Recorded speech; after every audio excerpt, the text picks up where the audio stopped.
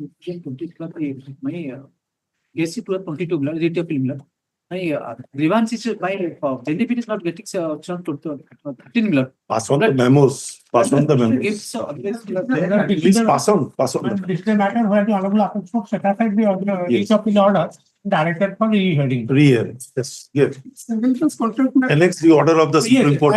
Please. This is a cover matter, my lord. This matter can be disposed of. This is a cover matter, my please. Single bench contract matter. Single bench, why you are mentioning? That bench is not functioning. Why it's not functioning? Single bench. It's not functioning. It may be listed in the assignment. Why?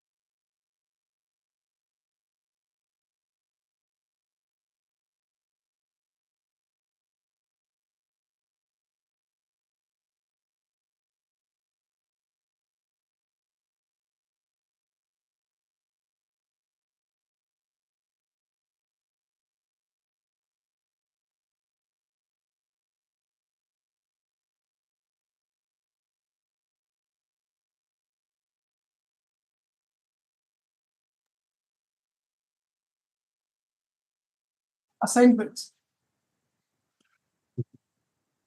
I do not want to impose some procedures, but what we are used to, I am used to it, is that those are the administrative decisions, not a judicial decisions.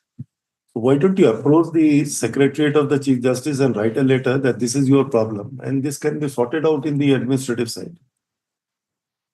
Unnecessarily, you are taking burden of mentioning the matter. Very easy way of doing that. Anyhow, you just because they have to place a file for assignment. So here, how can we do it? You can move the deputy register judicial. Assignments. Assignments is a. You can move the deputy register judicial. You will place the file. This is the read Or as his lordship said, that you can write or put down a few words to the Secretariat of the Honorable Chief Justice so that it can be either On your letterhead, just give it. On your letterhead. No difficulty. so difficult. This is the read appeal challenging the order since 2021 and the read file is 2024.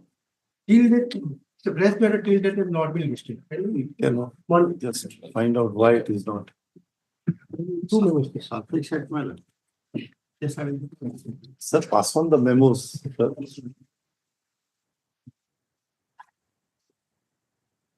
Pass on the This is the rate of against no confidence motion. No confidence motion. Rate of Confidence. Oh, on 28. pass on the memo, sir. Fine. I'm in virtual mode, Millers. On the list. Item number 76. What you was supposed to list this matter on mentioning yesterday, eviction matter. That's my submission is can it be taken up at 2 p.m. or at the end of the day? It's an eviction to 19th is the eviction date, 19th. Inform the other side if there be any. That's really state parties. No, that's no time. So please I ascertain who is appearing and inform. yes. Well, pardon to make one mention, minutes. Item number 85, all the matter in that item 85 minutes that pertains to revocation of GST RC cancellation. And your lordship similar order has been passed and I have modified the order and also taken the initials of the Revenue Council minutes. Your lordship, these cases may not be required for hearing, your lordship, the Yes. cancellation of RC.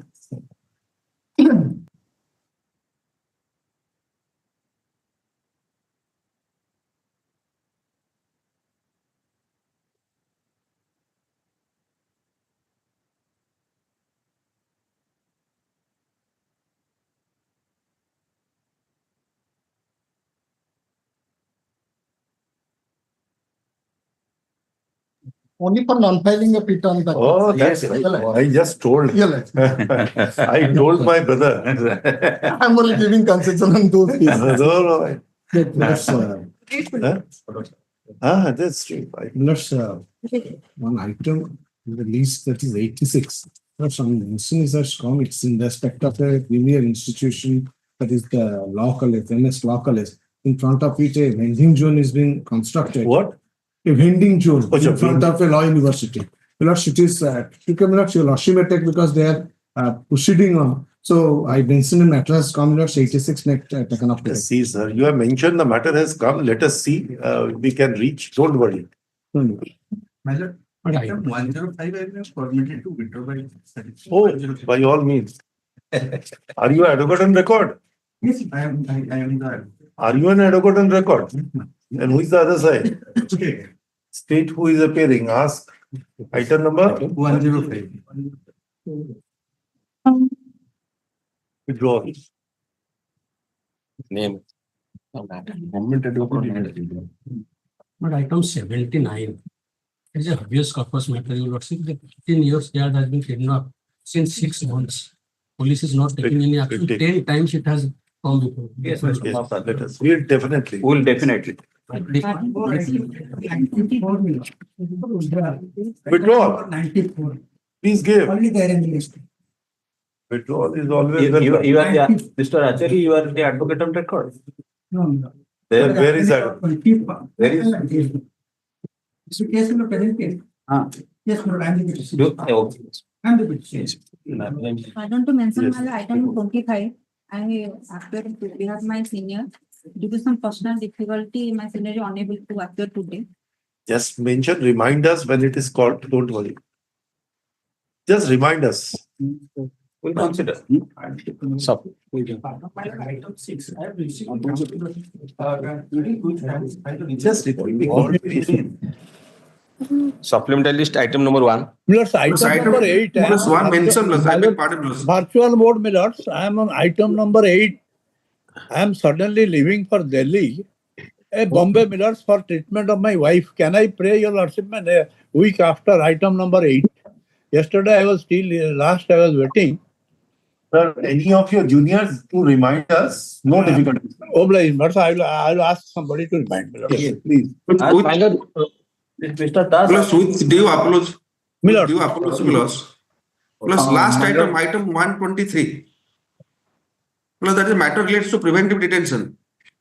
And the person has been detained under the NSA Act plus since 24 January 2025. Sir, you mentioned the matter, we have listed it. Let us go because every matter is important to us. So let us see.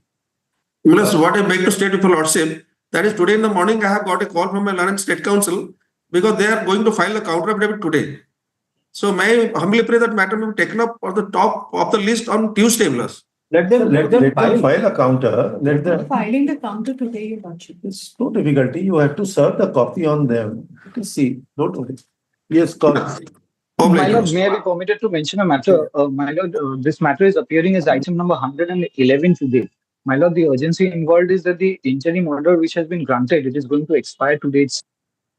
Just remind us before we rise. We'll see to it. And ensure Pardon me, my lord. is informed.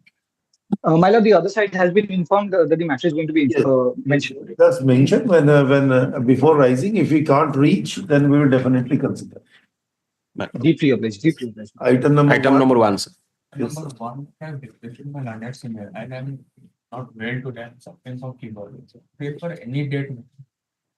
Landlord senior has agreed to it. Eligible copy of the writ application and management may be given. to them. Not eligible.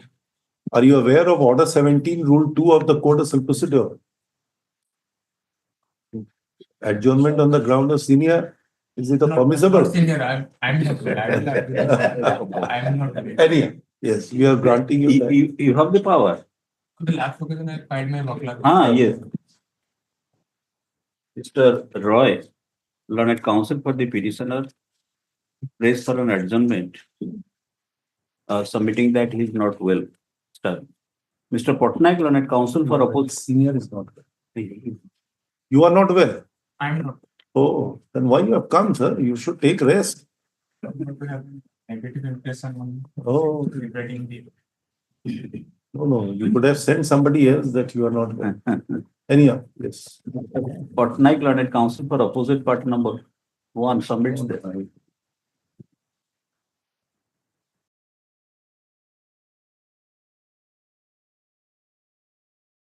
feeling. Mr. Patnaik Learned Counsel for opposite party number 1 submits that a legible copy of the writ petition may be served on him. Stop. Mr. Royal Learned Counsel for the petitioner undertakes to serve the copy by tomorrow. By Monday. By 21st April 2025. Put upon when both of you can be ready. Next week, any day after Wednesday. 30th will also be fixed. 30th. Why you are not amending it?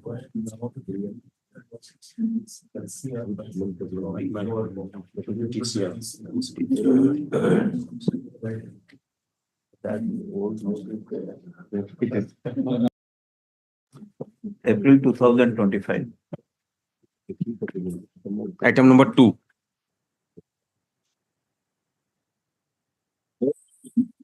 Accommodation memo already filed. On behalf of Kamala Company. Accommodation memo already filed. Yes. Learned Counsel for the petitioner prays for an accommodation put upon May 1st May 2025. Item number 3.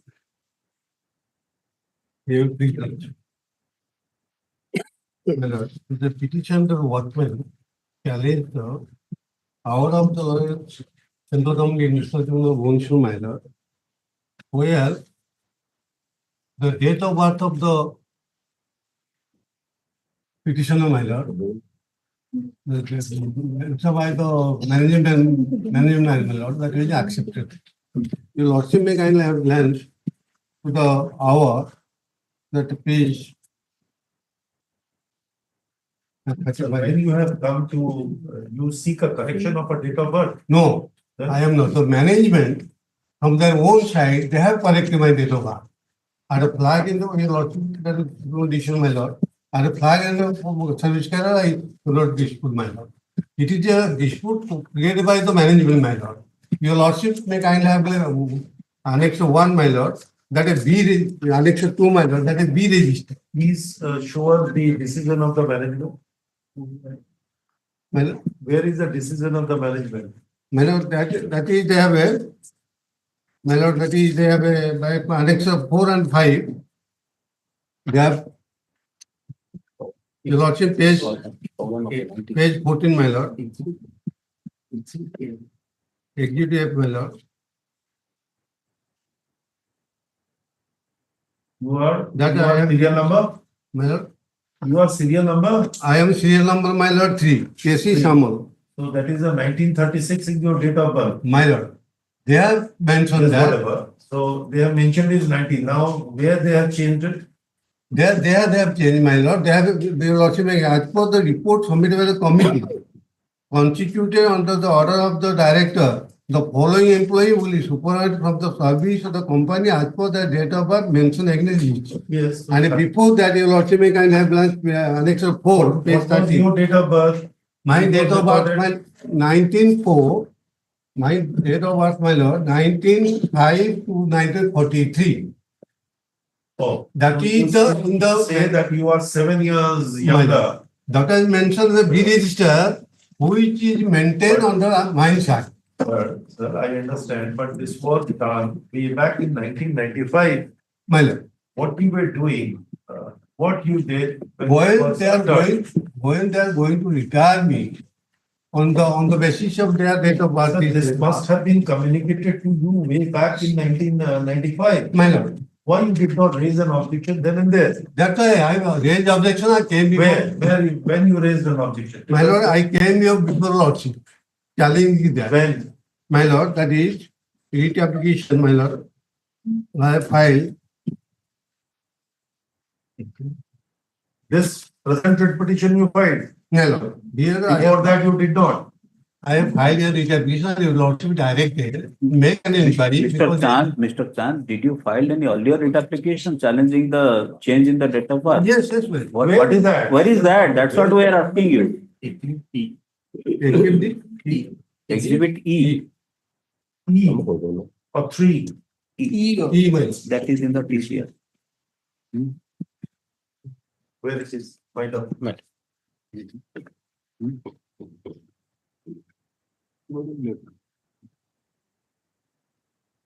4196, madam. Judgment 4196.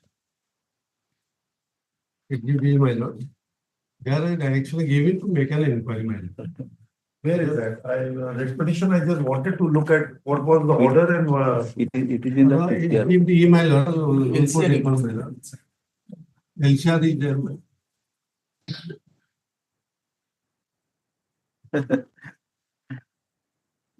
Mr. Chand and you should have Honda, you should have flag marked it.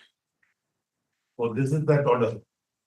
This is 1995 OJC. Madam. 339295, madam.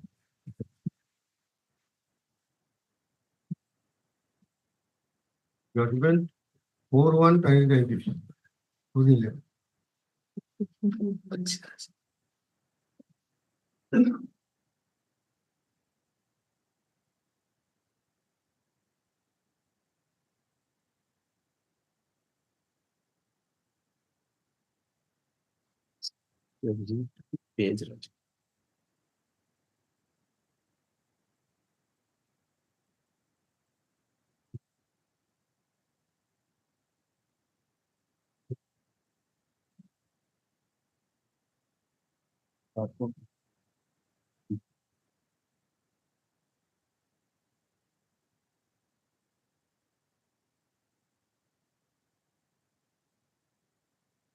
Last one of window.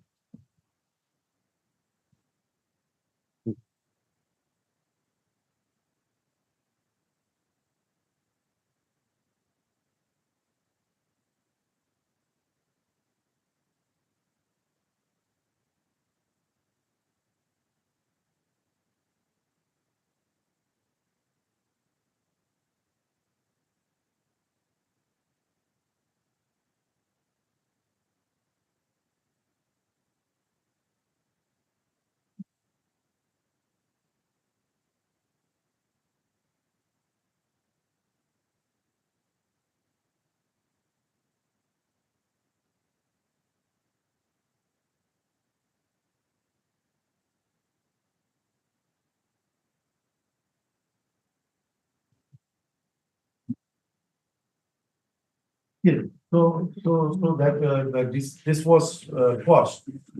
The inquiry and the hearing was to be held. What happened thereafter? Did you approach The management. Yes. They Did you approach the management thereafter? Yes, they called for the direction was the What happened? They hold that my date of birth is 21st 1936.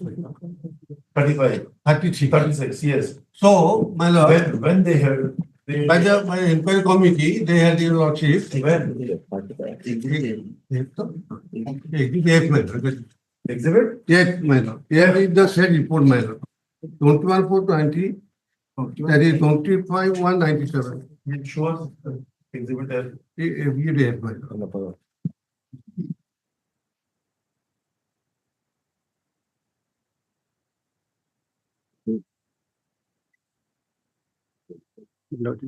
Bookmark. Exhibits are not bookmarks. That is the problem. But it is So physical Exhibit exhibit not there. okay. Physical record not can manage. Only not scan. no, only scanned copy. We are only calling for scanned copy. Right. So it will be bookmarked only. So unless it is bookmark, it is very difficult to make. This exhibit, the ultimate decision after the order of the High Court. Madam. What is the decision taken by the management? Management taken decision that And when? they have taken decision 21 and 97, my lord. 97. 25 and 97. By taking the report of the inquiry, Then what you did after that? there I raised the industrial dispute before the labor machinery. Well, I raised dispute, my lord, that is 98, my lord. yes. And Then what government, happened? why did later that 21, 98, my lord, Then what happened? government refused to refer the matter. Then again I came before lordship. Yes. In OGC number 784498. And your lordship directed to refer the matter to consider and refer the matter. The matter was referred to the central government industrial tribunal matter with a reference that whether the action of the management Bulani ore mines of raw material to division of sale is not accepting date of birth to the workman. She cases from the HON'BLE as 1905, I 1950. understand. That is the dispute with regard to data. Yes, ma'am. That was referred to the central Then what government. happened? The Here, industrial tribunal, what it did? they held that the as per the doctor's certificate, my lord, that is his date of birth is 21/4/1936. That is the Medical management. certificate means the ossification test. No, was done man, or no not? ossification test. Only Then your how they arrived at the. yes, man. Your lordship may kindly see that doctor certificate are giving annexure 3, my lord. Annexure 3, page 12, my lord. That is exhibit B, my lord. I am giving my reach application, annexure 3, page 12, my lord.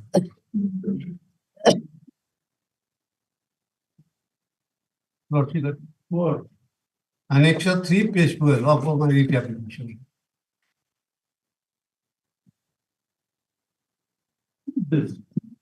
This is the doctor's.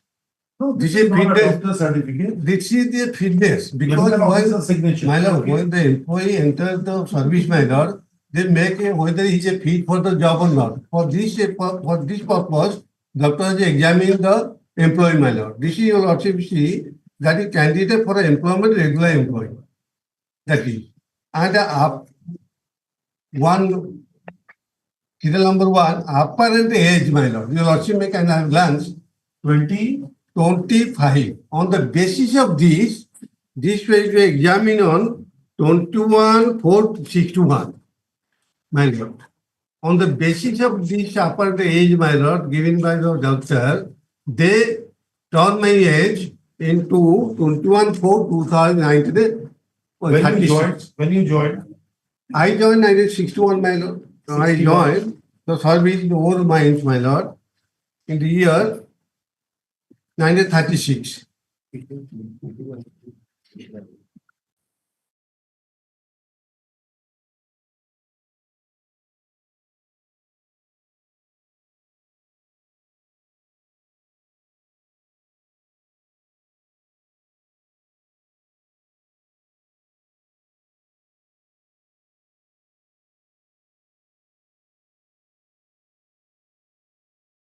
what do you say? What do you? 1905, 1943. So 19th May 1943. 19th May 1943. My lord. 19th May. And what was the date of the examination?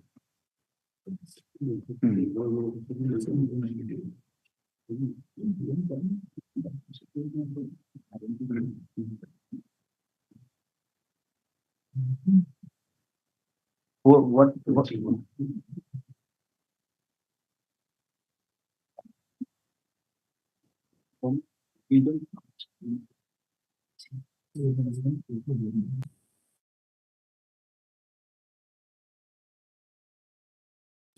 The annexure 2, page 11, that is exhibit G. This is the B register. Let us see.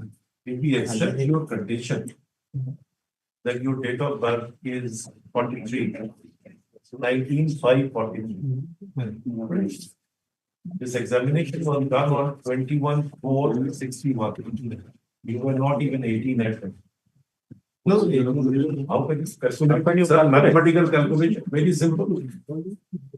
You were not 18. my lord, Can you secure employment? at that time, my lord, lordship, That time also, my lord. also 18. Your Lordship. It is a public sector undertaking, Mr. Chan. My Lord. They have set up. My elder brother is working there. No, that I have seen, that My lord. first writ petition, the court has said that your elder brother, his date of birth was 1939. 39, My lord. 1939. My lord. So being a younger brother, how can you born in 1936? My lord. We got that point, sir. My lord. That we There's have. nothing My that lord. we have noticed. My lord. But here, when we talk about it, please calculate, you were not even 18 at that point of time. 1 month short of 18. So can you secure an employment at the age of? Your Lordship, make a glance. Annexed to page 21, my lord. There will be register which is maintained by the mines under Mines Act. Your Lordship can have that at least. Your Lordship. Did you pass out the high school? Class 3. That is the, I am giving the school living certificate, my lord. That But is you didn't produce it at the time. But you didn't produce it at the time of Yes, your at the time of employment, I produced that. employment. Original, that is in the 1961. That's why they don't find that there is no such document in personal file. Thereafter, I filed a duplicate certificate I got and filed. The Lordship may kindly have glance to pay Annex 1. Mr. Chand, if that be so, then how could your date of birth be, apparent age would be 25? Had you filed that document, then this would not have been the recording of the treating physician or doctors or the examining doctor. That the examining doctor is whether I am fit for the job. For that reason, it I give our examination done, but not for the age, my lord. No. He is getting the apparent. I am not giving my age 25. I am not settled for doctor. That is evidence, my lord. It must be as per your sir. How could the doctor know? It must be your declaration. No, I have done that. There is no declaration. That is the evidence I come. Never doctor asked me my age, or I am not given my age before the doctor. He owned from his own motion, my lord. On his own, my he has written to be apparent. Why you did not raise objection then and there? That Sir, I am not 25. My lord, this I came to know when they have been going to change my date of birth. My doctors on the basis of doctor certificate, my lord. 95. That I came to know, my lord. What is the finding of the CGIT? What is the finding of the CGIT on that? CGIT for the inquiry committee, my lord. CGIT. The finding is that as your lordship may kindly glance to the finding, my lord. Where is the order which you are assailing before us? Page 43, paragraph 9 of the award, my lord. This is the order. My lord, order is at my lord, page 35, annex 10, and running page 43 is finding. This is the award of 9 September 2016. My lord. My lord. And this writ petition is of 2017. My lord. Now you have mentioned this matter to be listed.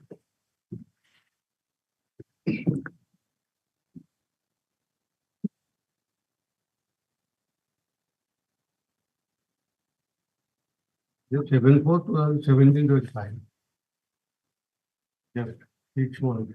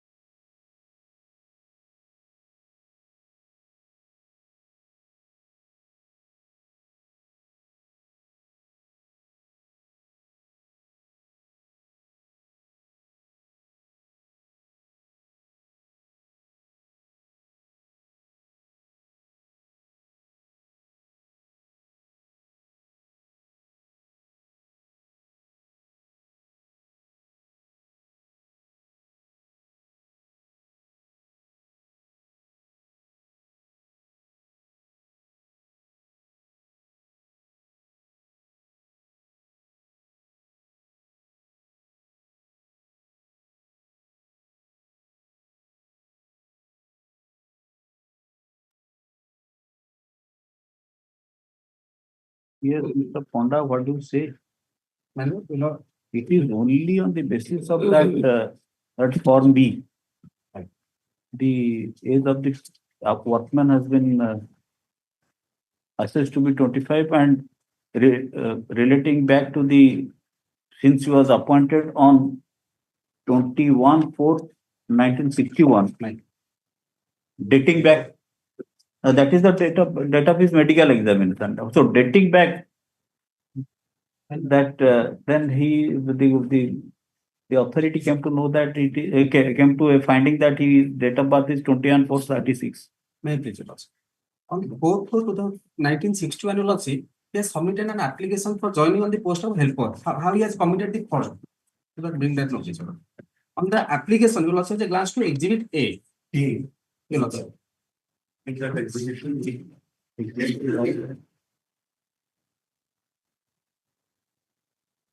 see.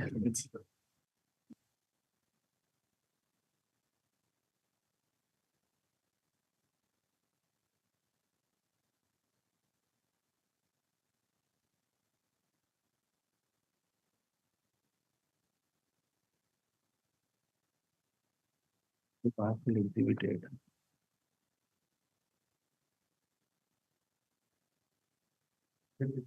Because it is not. It is not marked. It is not properly marked. That is the problem. Where is that? In that document, he has categorically stated. That is in own handwriting or what?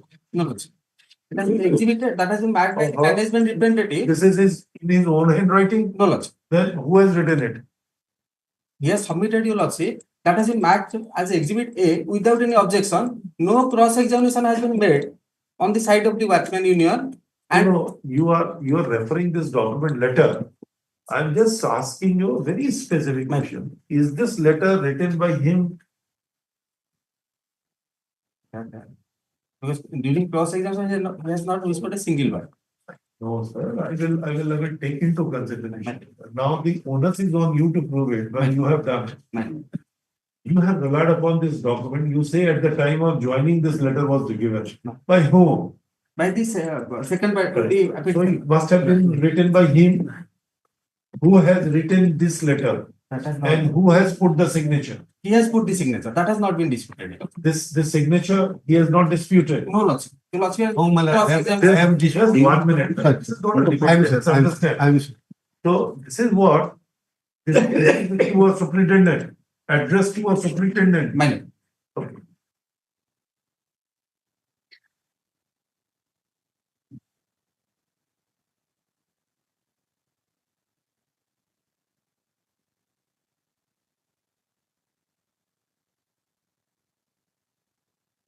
There he has disclosed his age. I kindly glance to Annexure 1, Your Lordship.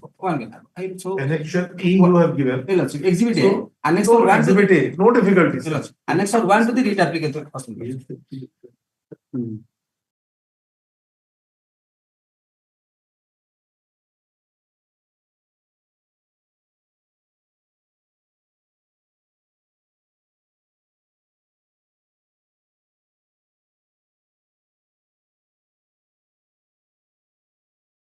I want to show Lordship annexure 1. I can. Annexure? 1 year Lordship. And it's one of the Writ repetition. application. Repetition. My lord. This is a false document. Why I am saying your Lordship, this was never produced during the service period. Lordship. His basis is on this document only. And in the previous. Please. My lord. There are only one document which is in your possession. Let me clarify my conscience. There was only one document which was there with you, that is the medical examination document. Of 21/4/1961. No difficult. Apparent age when it is given, it says 25. So you have calculated back from 21/4/1961 and arrived, if he is 25 on that day, then the date of birth would be 21/4/1936. But you do not have any document. It is a mere mathematical calculation on the basis of that document. Now, he has produced certain documents. He got the job in 1961. You did not do anything except in 1995, for the first time, you disclosed that your retirement age would be this. Right? Where is the service book where the date of birth from the day one when it is opened, you have written this age, 21/4/1936. Initially, it was the petitioner was joined under the bad and poor. That is a private establishment. Lordship. In the year 1982, it was taken over by Bolani Ores Limited under the Steel Authority of Limited. It was created. Thereafter, Lordship, service books were prepared. Then in 1981, what you did? So the service book prepared on that what's the date of birth you wrote? I can produce you this one. Nothing. Secondly, if you say is a postdoc, that's your only oral version. Did you make a counter inquiry from the school who has issued the certificate? Did you ask for the original register? There must be a register maintained by the school of that period that show us that whether his date of birth is written. Simply saying it's a force will not do, because this document is coming from a proper custody. Yes, the tribunal has simply proceeded. This document was obtained after he retired, so I am not giving any credence to it. Can it be, if the document is a genuine document, if the document can throw light on the core issue? He says that I submitted it, this is the duplicate I am obtaining and again submitting it to you. You should have called for the register. It also has a glance to Exhibit E, the order of the previous dishonorable court, previous order. I have read it. In that case, in that writ application also, my learned senior has not produced that document also. What? The school living certificate. That was only produced after supervision. He came before the court and said that my elder brother is also in the employment, in your employment. Am I correctly remember? His date of birth is shown as 1939. I, being a younger brother, cannot take birth in 1936 when my elder brother was born in 1939. This is a quite probable, quite reasonable. Nobody can believe that the elder brother will be born, then he will be a younger brother. Can't be an elder brother. Identical issue has been dealt by this honorable court, and date application are allowed. The management was dismissed. That was gone before the honorable appellate court.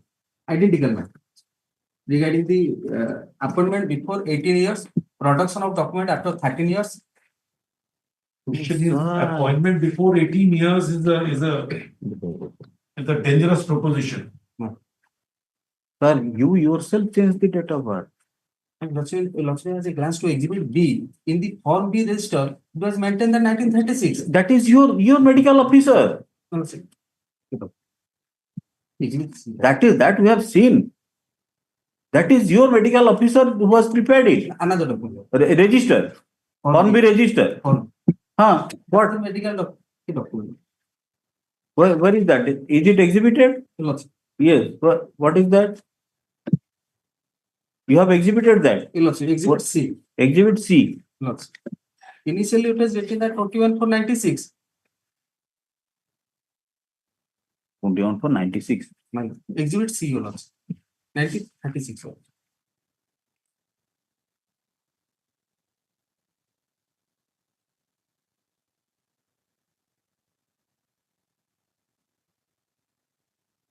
What is his name? Keshav Chandra Saswat. Keshav Chandra Sasmal. How you can rely upon this document? Have you seen the fact? Please, what it is, when you are relying, he submitted this, the petitioner therein, the employee, he was taken in role on the casual basis on 14/4/1972 as a piece rated Mazdoor. He submitted a prescribed form, that is the Mazdoor, where he himself disclosed his age as 24 years. And his date of birth was recorded and he countersigned it. Later on in paragraph 5, the employee changed his date of birth. That is the subject started. Here, he has no role to play. He says my date of birth, which was recorded, is absolutely correct. It can't go like this. You yourself at the back end of his career, then means when he is going to retire, you have retired him, that your age of date of birth is this.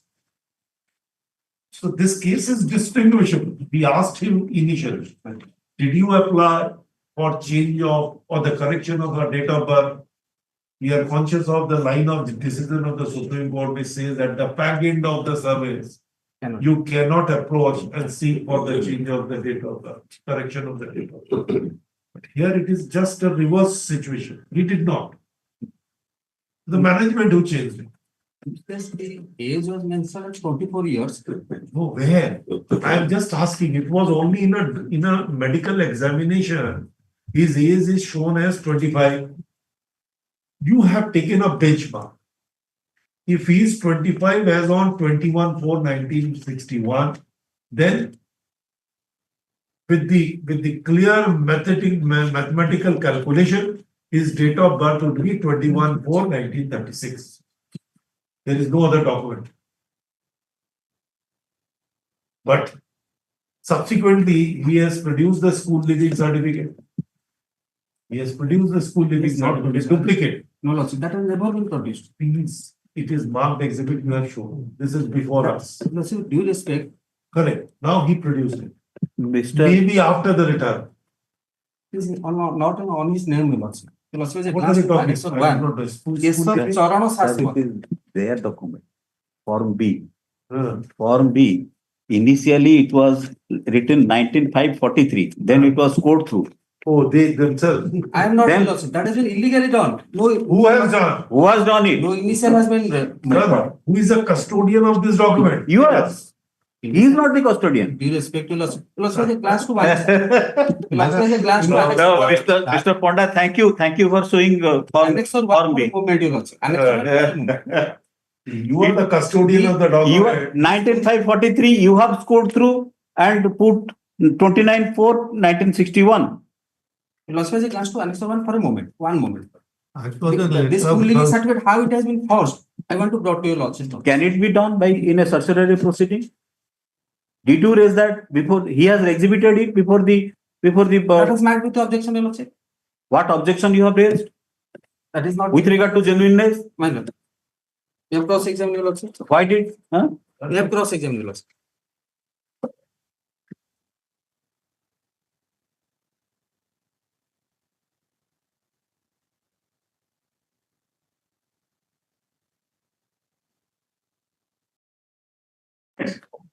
For B is clear. Maintained by Lordship. So Lordship, last one is name, your Lordship. One line I am Lordship discussion, but his name, your Lordship. Keshav Chandra Sasmal. Petitioner is Keshav Chandra Sasmal, your Lordship. Father's name, your Lordship. Ornam Sasmal. Ornam Chandra Sasmal, your Lordship. Date of entry, your Lordship, has a glance. What is the date of entry? And date of exist. 2 years only. When he has passed class 3, 2 years gap was mentioned. He Last year, might that be, he might have been admitted in class 2. it has been mentioned that in the standard 3. Huh? He might was a have been admitted in the school when he was in class 2. He must be admitted in class 2. Then he read 2 years after completion of class 3. He came out. No, it has mentioned the class 2, column number 9. That, Mr. Ponda, that we cannot. Unless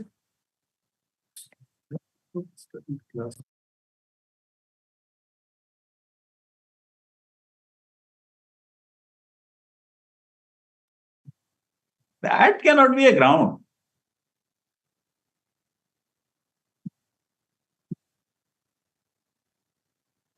Did you raise that ground? So Examination of the. No.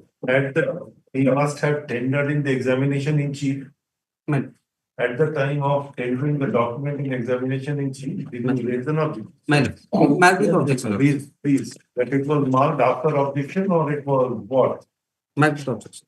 And then whether you raise this objection at the time of hearing. The judgment of the tribunal does not reveal that it has been, that you raised objection.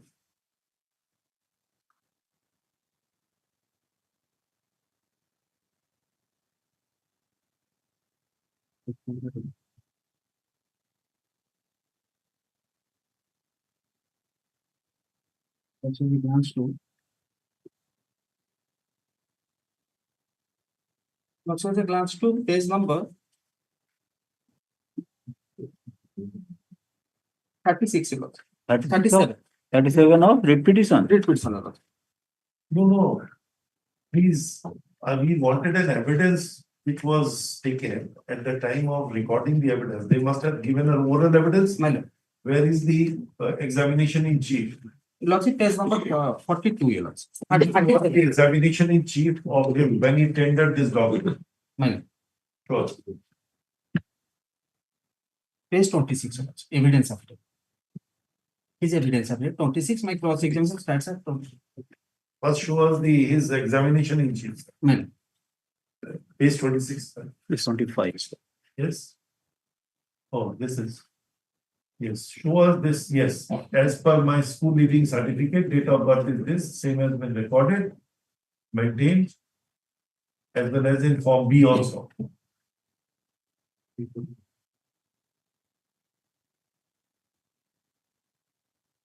That's what the plans to. Yes.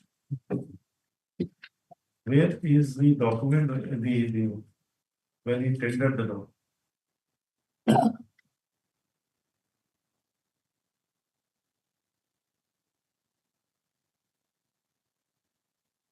Exhibit 6 is my school leaving certificate with objection allowance. Let me see what was the objection which you raised.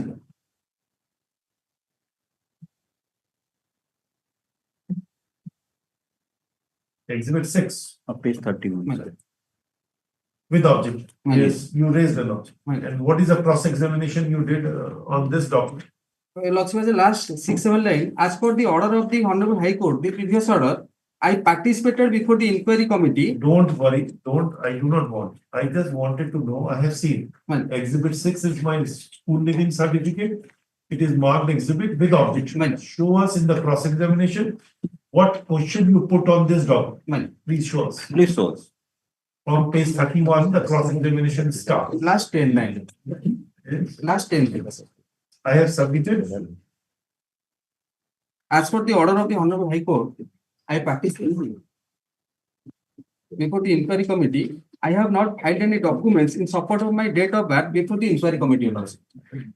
I have submitted my school level certificate. Yes. Then he says video exhibit 6 to the management. Any other question? My actual name is Kesav Chandra Sasmar. I have not given any declaration of my name between 1971 to 73 as I was not aware of it. Because in the service record, his name was Kesav Chandra Sasmar, and in the school living certificate, Kesav Charan Sasmar. No. In my instance, what is your evidence with regard to exhibit 6? Where? The page 33 is your witness. My First witness, my you have said in your examination in chief. my evidence was another rule of seat. Right. That is the seat before the authority. Show us whether there is any denial. My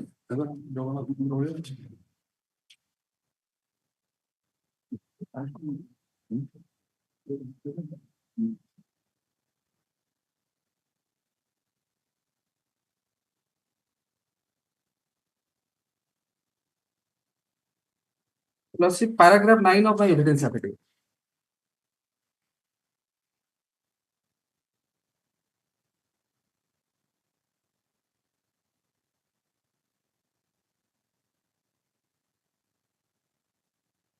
So only contention was that it was in the name of a Keshav Choran, not Keshav Choran. It was Keshav Choran. Charan. That is the only objection. Objection.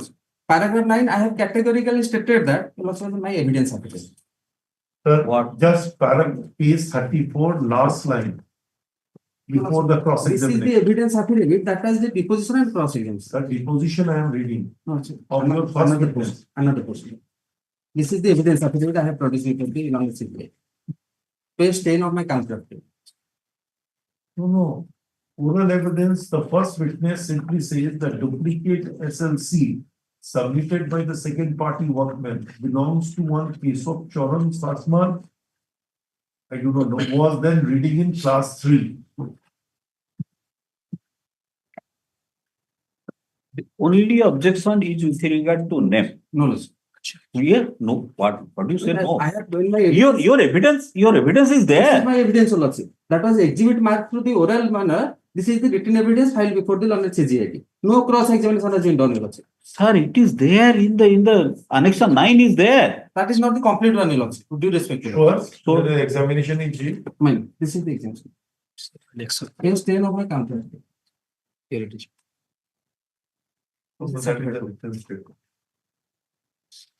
Examination. Yes, this is a Parameshwar Bhakta. You Lordship. This. So we have. Your Lordship, a glance to paragraph number 9.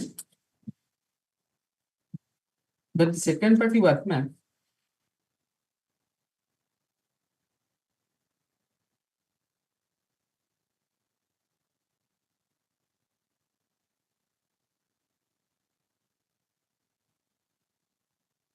That is exhibit. I'm talking about your contention about exhibit 6, where in the examination in chief you had talked about exhibit 6, except the change of name, nothing.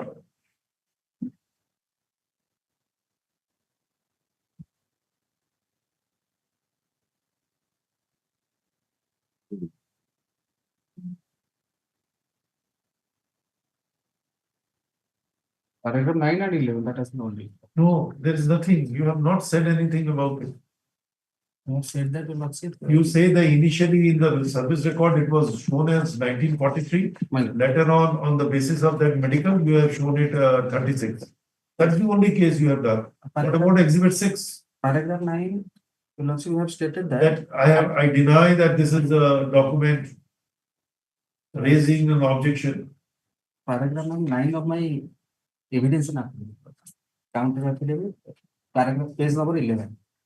This document. That is total 27 pages, 27 paragraphs, Your Lordship, 28 paragraphs. Paragraph number 9 and 11 are. We have read paragraph 9 and 11. In that Probably that's my incompetence because No, I am unable to connect what is really passing in my mind. Sir, please read paragraph 9 and 11. It does not reveal what I wanted it. You say is a false document. Right. Is a fabricated document. It's a manufactured document. I just wanted to see whether any evidence is laid in this regard.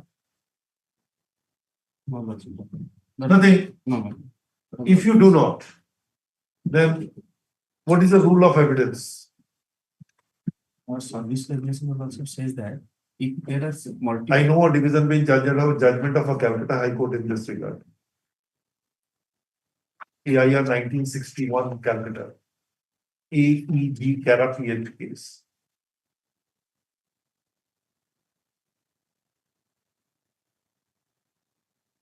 that goes against.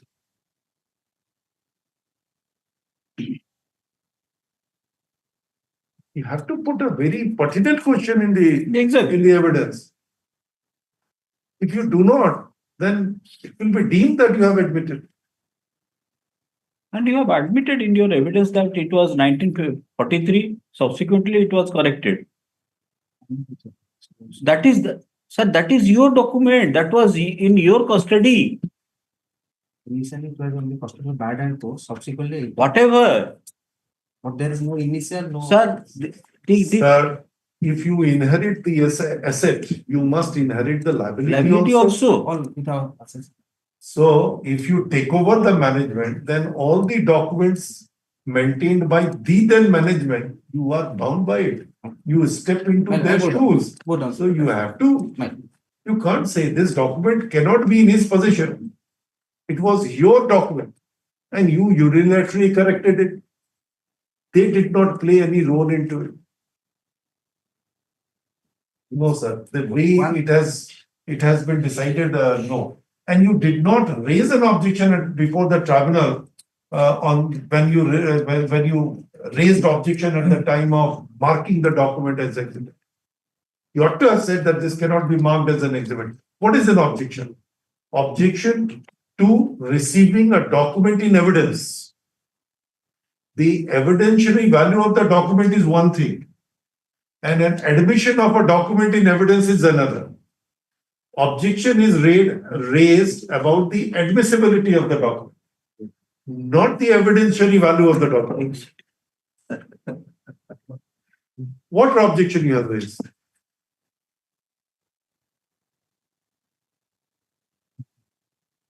How he was, he has crossed more than 80 years. He will be entitled to. He cannot get a job. He will be entitled to the But at least the compensation. Monetary reliefs, nothing more than that. He is not entitled. He can't go and work.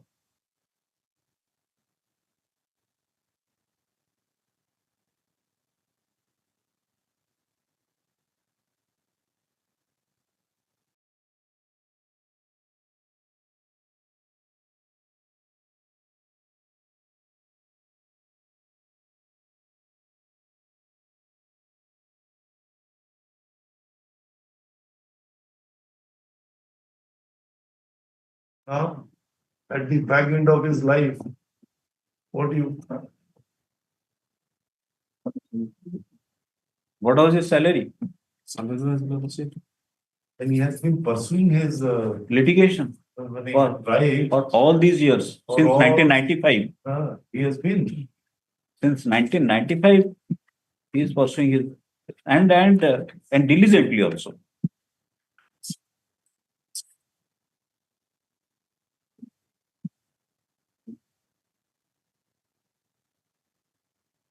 Yes, Mr. Chand, what was your wage or salary, whatever?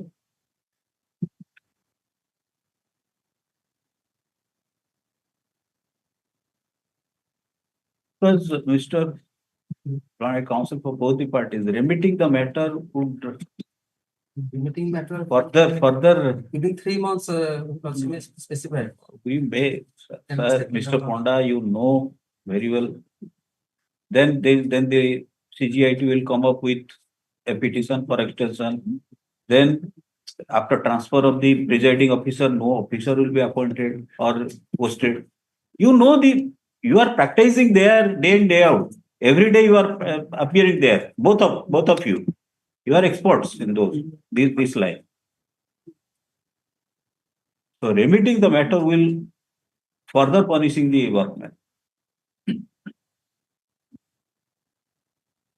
So being a benevolent and ideal employer suggests the compensation. So you can take on next week. So what is the last day salary? This five.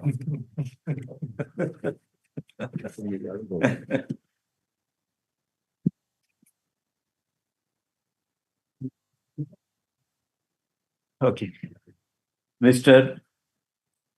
Ponda, learned counsel for the Bologna Horse Mines. Management Bolani Horse Mines prays for a short adjournment to take instruction. Will it be sufficient or will sufficient?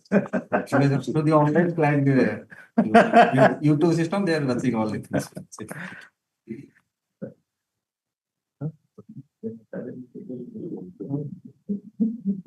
All right. Put up on next. 29. Huh? 29. 29. Put up on 29th April 2025. But come with your definite instruction on that. Mr. Chand, if necessary, consult with Mr. Chand. Okay. Or the workman, whomsoever you can. My senior helper.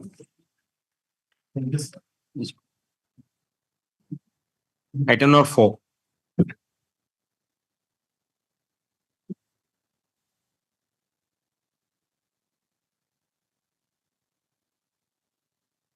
Sir.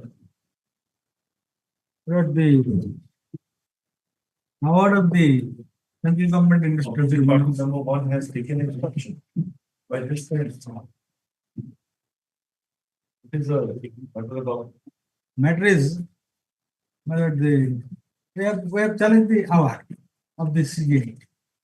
So whether the case is that what was the dispute and which was referred to a tribunal? it's a domestic inquiry. Consideration of the domestic inquiry. Domestic inquiry relating to The OP workman was a messenger. And he managed to draw some from the freedom fighters pension of one lady who was no more there. She was dead. She was dead, but the money was withdrawn. He facilitated to draw the money and gave it to her grandson, whatever that. Then while it was detected, then somehow he collected the money and again Redeposited it. So that is why the proceeding was initiated. And the defense was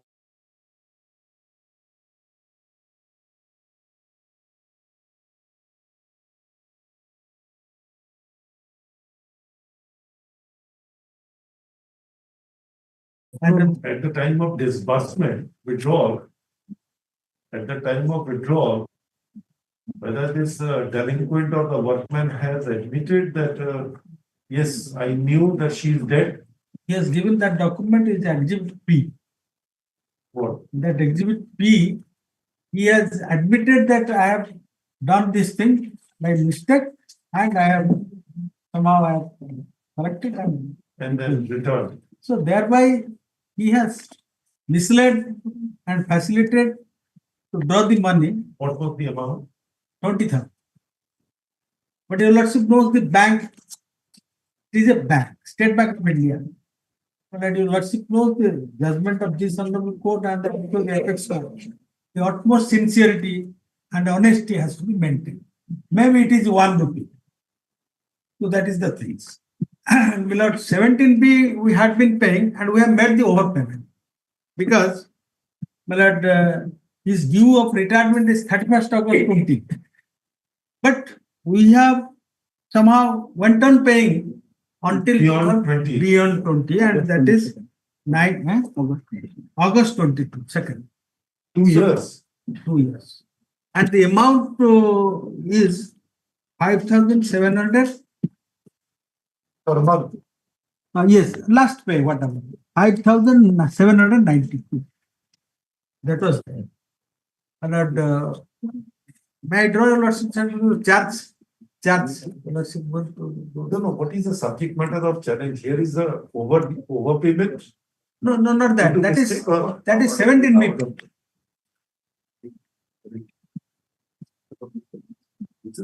Yes, removal. Yes, when you talk about overpayment, so I just thought no, that is why you referred it.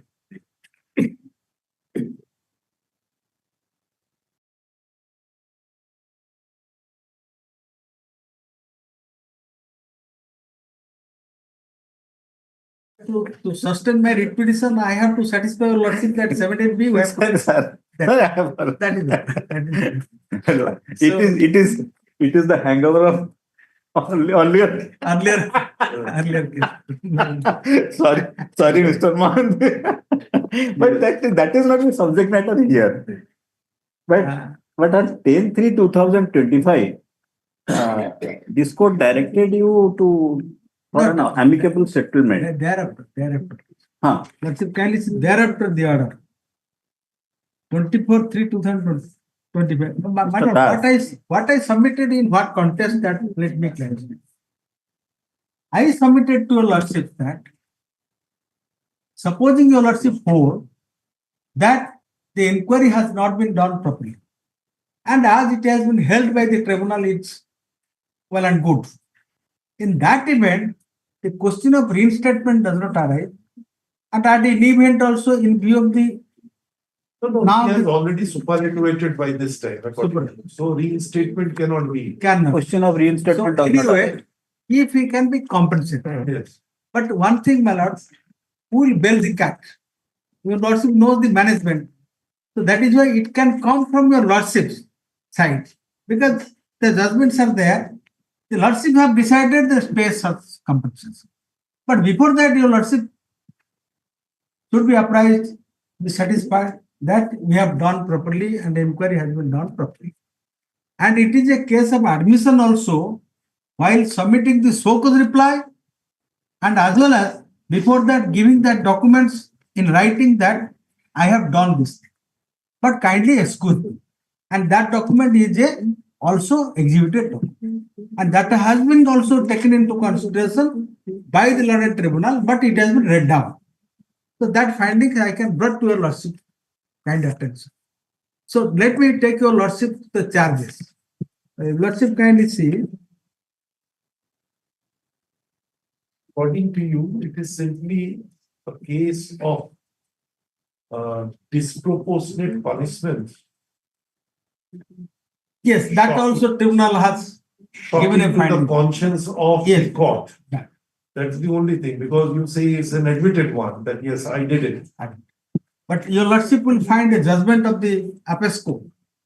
In such type of bank employees case, it cannot be said to be in a disciplined organization, and so far as the public sector financial organizations are concerned, where they deal with the money, even a 1 rupee, if it is detected, it's a serious offense. And the major penalty may be attractive. No doubt about it on those principles. The only thing is that what is. And it is a punishment of removal. Removal may not be. Fact-finding authority, if a fact-finding authority on the assimilation of all the documents have arrived at the decision, whether at the writ court. If it is purpose. Because we are not concerned with the decision. Absolutely correct. Not concerned with the decision, but the decision-making process. I am also conscious of that. But at the same time, if I can demonstrate that the order is perverse. That's true. That's no doubt. That's no doubt. And it suffers from error apparent on the face of records, documents brought on record but have not been considered. So these are the materials are there. If there is an admission of the fact, section 58 of the Evidence Act, it need not be proved also. No doubt about it. But the only thing is that if the admission is supported with certain explanations, yes, that is right. Then the court must also take into account that explanation. That is right. That is right. But the tenor of the documents, let me kindly see also. And my lord, the cases are there. If your lordship go to that side of paying the compensation, in the event hold that. Then it must come from the lordship's mouth. The Apex Court has held that on-time compensation. I was arguing the matter in the Kotak Municipal Corporation for them. Where the compensation was 1,30,000 by this honorable. And the Apex Court raised it. I was also appearing before the Apex Court. It was raised to 2 lakhs. That only 2 lakhs. Must be because of your persuasive appearance. That is why, my lord, while sitting in the other division bench, my lord, I suggested 2 lakhs. My lord suggested that 3 lakhs. So, my lord, that was there. But, So, Mr. Das, My lord, at page 69 of the read petition, the exhibit P is. if you want to argue the matter on to argue merit, that, I can argue also. yes, if you want to argue the matter on merit, then The workman is punished for no offense, my lord. all right. That is all right. We'll hear And you. rightly honorable, Sir, lightly sir will hear you, but after providing an opportunity of hearing to Mr. But your Mahathir, lordship took as yet, opinions. Mr. Mahathir, Learned Senior Counsel has not placed the matter on merit. We are on the question of compensation. He suggested one quantum. What is your reaction? What is your reaction? But your lordship took the cognizance. Let me remind your lordship. My lordship just not there. My lord. Now, yes, that. My lord, your lordship gave out that after all you have been paid overpayment for further 2 years. In this So way, you have already got that- 4.5 lakhs. That we have expressed it open and loud that you have paid excess, but what bereft of that, or Yes. you said that compensation we are agreeable because he has already retired and he is fighting out litigation. We will pay compensation up to 2 lakh. It will, according to him, if this calculation goes, then overpayment of 4.5, and 2 will further be added, it will be around 6.5. Lord, his entire life is Now- spoiled, my lord. What like? Because of this wrong punishment, my lord. And he joined in the bank in the year 2000. And this incident happened in the He joined in 92. No, 92. That is record. and this happens in the 2001. And his wife dies because of this shock. So- And his the entire Now, family is. whatever the compensation, what salary you were Yeah, drawing? now his retirement age is since 2020. Now he cannot solve anybody in the bank. Yes. So it definitely it is a matter of So considering everything and the differential salary which you would have drawn if had you been reinstated, this court suggested that 3 lakh and Mr. Mahathir left it to the court, discretion of the court or whatever. You are asked to take instruction. That is a very small amount.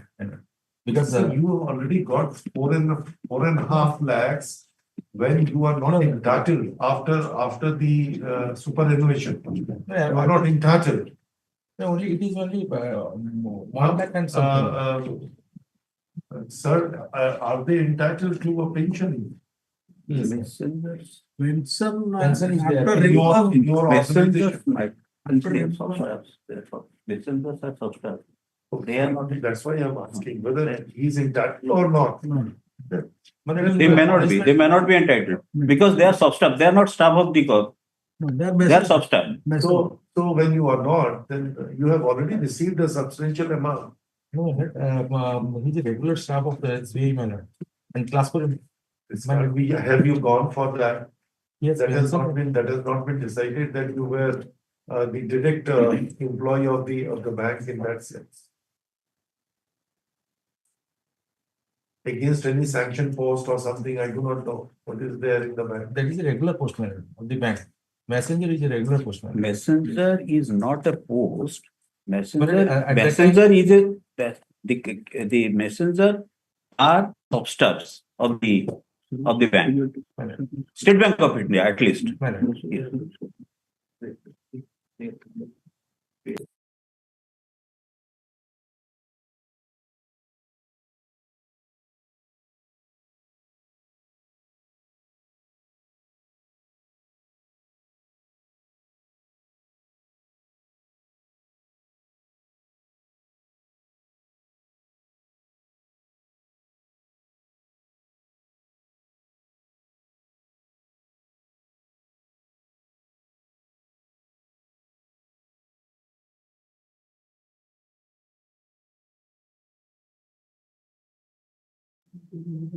What then? My lord, ma'am, here is the merit. Here it on merit. Merit. Otherwise, if the All punishment right. is confirmed, All then right. He is his, not interested for everything will- compensation. Then Yes. He will not get anything. All right. His co-employees are getting pension and also. all right. All right. All right, There all are right. other retirement benefits, my lord. All right. All right. That is enough. You want hearing on merit, that is enough. You need not explain. Yes, Mr. Mahadev, then argue the matter on merit. Let's kindly see the charge sheet. Annexure 3, page 36. What is the reference? That is Annexure 3, Yes. page 36. Yes.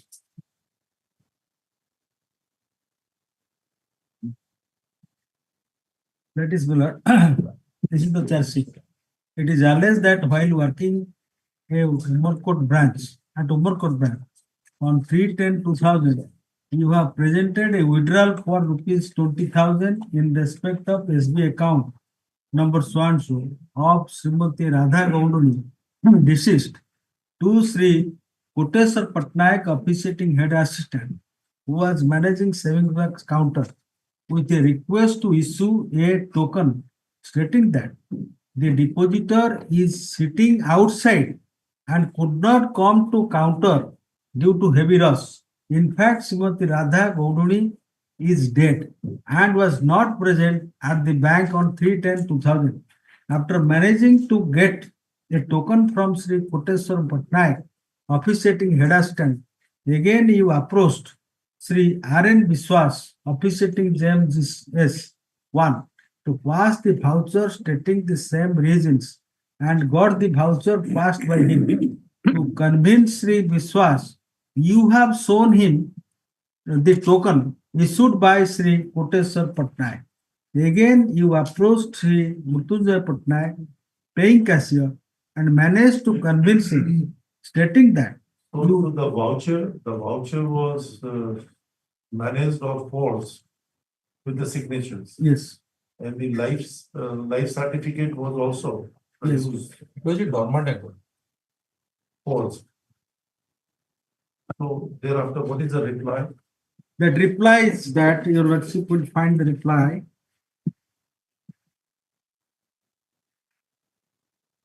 Page 71. The next Page 71. That is Annexure 9 series document.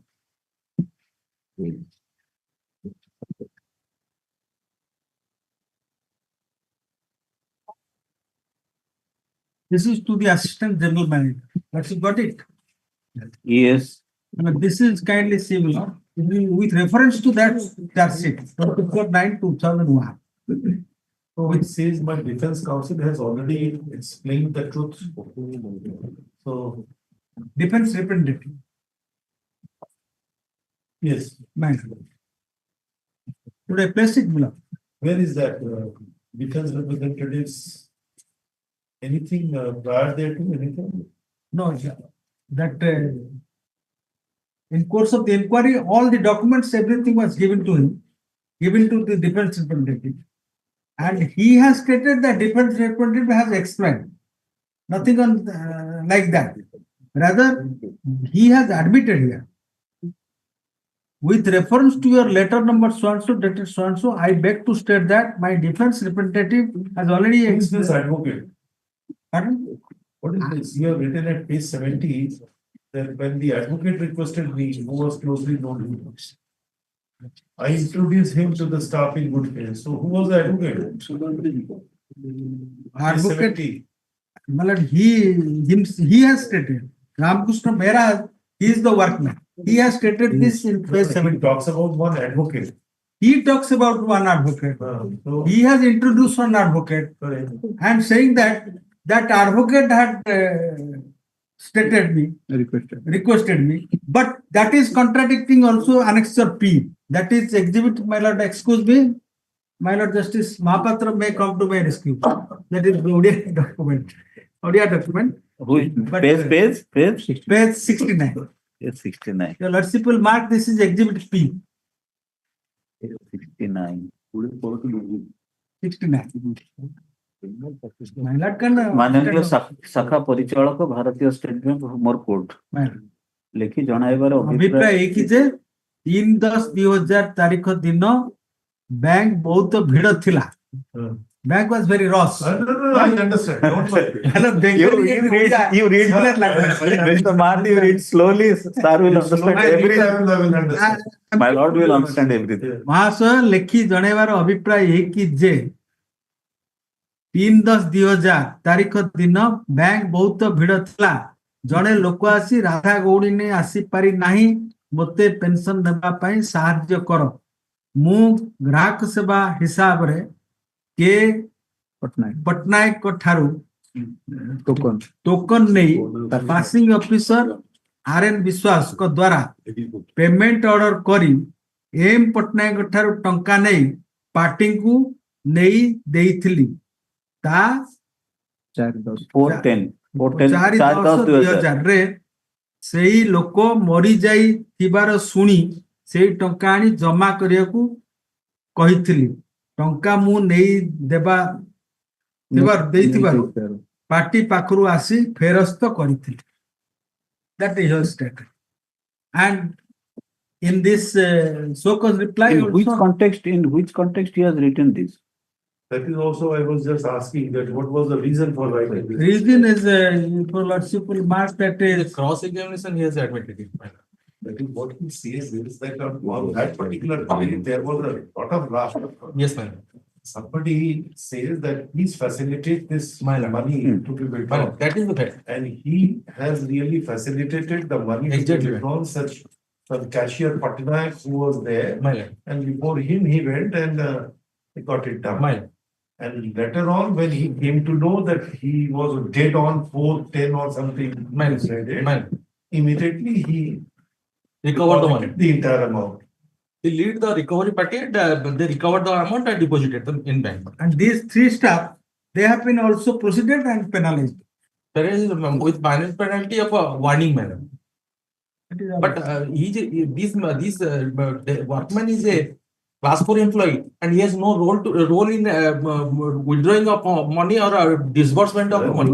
You have already facilitated the cashier Patnaik was relying on you. That is the no, my lord. It is a dormant account, my lord. A dormant account can be regularized only with the knowledge of the bank manager, my lord.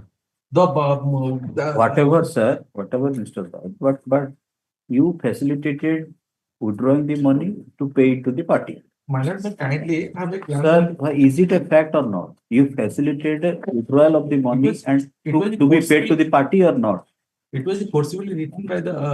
What are you talking, sir? There are two documents. Page 70 written by you forcefully on instruction of the bank forcefully. manager. And then page 71 written by you forcefully.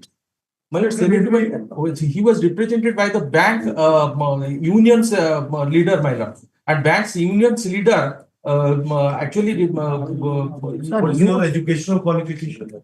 My lord, he is. And we do not know the purport of the letter. He was not allowed to enter into the. What are you talking about? He was not allowed to enter into the. When you talk about an advocate, that advocate was known to you. He was very good friend of yours. No, my lord. What? Page 70? Yes, my lord. But that advocate was his neighbor, my lord. Whatever, he is not to you. And thereafter, he in the actually he has given his written reply in the appeal, my lord. In appeal, he has narrated everything and he has submitted. Can you because develop a different case in appeal? Proceeding, he was biased when. But the three officers who would actually disburse the amount, they are excused with minor punishment. This because they relied upon you. No, and then they proceeded. My lord, everything rooted through you. My lord, he has during cross-examination, he has narrated how that is explained. But at page number 78 of the report. You did not let him proceed on that basis. Yes, there is an admission by him. Let us proceed. Yes. Then your lordship kindly see Has he disowned this defense which he took? No, he has not disowned. He has not disowned. He did not write any letter that this was forcibly done. No, never. He has not stated. Yes. So, my lord, your lordship will find that our amendments in the writ petition that has also not been rebutted by him. Let's kindly see the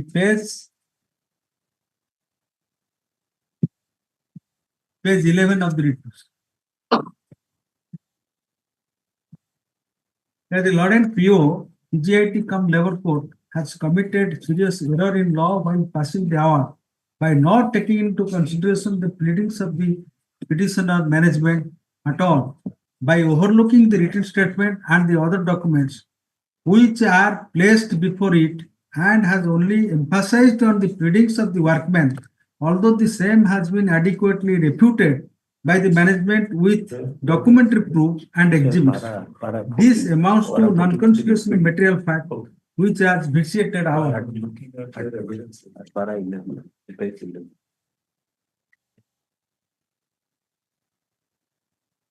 that at para 9 of the hour, the Lorden court has held that. Hence, it can be safely said that the statement. Better if we refer to the hour, so that it can be I'll take your lordship. appreciated better. Kindly. Yes. I'll take your lordship to the findings. That is Annexure 1. Annexure 1 is the hour. Hour is Annexure 1. That is page 20, it begins. Sir. Begins.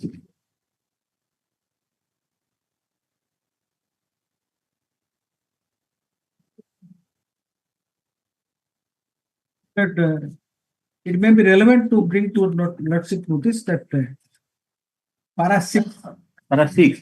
Just para 6. What are the documents are also exhibited before the Lord Tribunal? Para 6, page 26. None of the parties having failed to make a prayer for adjudication of the issue of fairness of the department proceeding as a preliminary one, all the issues are heard and taken up simultaneously.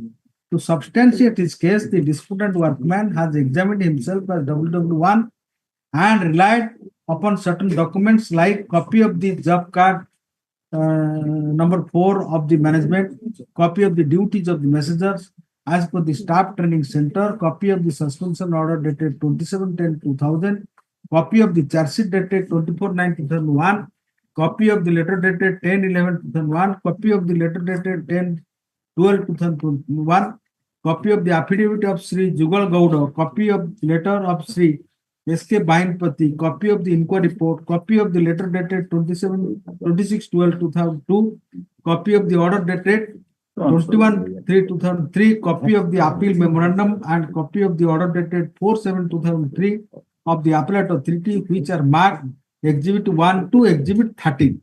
The management has examined Sri Niranjan Swai, Chief Manager, and filed documents like copy of charge sheet dated 24/9/2001, copy of the office order number so-and-so dated so-and-so, copy of office order so-and-so, charge sheet so-and-so, and the lastly, lordship kindly come.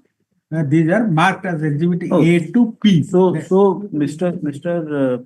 Mahanti, you didn't exhibit page 69 and 70. P is there. P is there. Exhibit P. Deposit. And that is the explanation. That is also there in the record, inquiry report. In paragraph 11, that is stated. I take your lordship to that. Yes. Then your lordship kindly skip over this.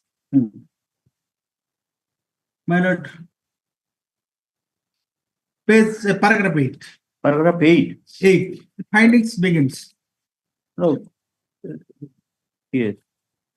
Keeping the above principle in view, if the pleadings and evidence of the parties are examined, it is emerging that the witness examined by the management was neither the inquiry officer or presenting officer, and he had any direct knowledge to the incident of withdrawal of ₹2,000 from the account of deceased workman. His evidence is purely based on the official records when the disputed workman has taken a specific stand that departmental inquiry was not conducted in a fair manner in conformity to the principle of natural justice, and he was not extended due opportunity to defend himself, the management is required to refute the said allegation by placing evidence that the inquiry was conducted in accordance to the procedure laid down in the certified standing order of the management, as well as conformity to the principle of natural justice. But oral testimony of MW1 is totally silent in that regard, except to the backdrop of the allegation labeled against the workman, for which the inquiry was initiated, and were making certain documents of the inquiry proceeding as exhibits. When specific plea has been raised for non-supply of copies preliminary inquiry report, imputation statement, list of witnesses, and documents relied upon by the presenting officer, the evidence of the management oral as well as documentary is not specific to hold or to suggest that the delinquent workman was either supplied with the above materials along with the charge sheet, or at the time of commencement of the inquiry. It is pertinent to mention here that though the management has filed a Xerox copy of inquiry proceeding file, the same has not been exhibited while MW1 being examined as witness for the management. The oral testimony of MW1 and the documents relied upon by the management, which are marked as exhibits, do not reveal that the workman was served with the list of witnesses, list of documents, or copies of those documents. And he was served, I'll show to your lordship, on 24/2/2001. All documents, everything has been served to you. That document is there. That is in the record of the LCM.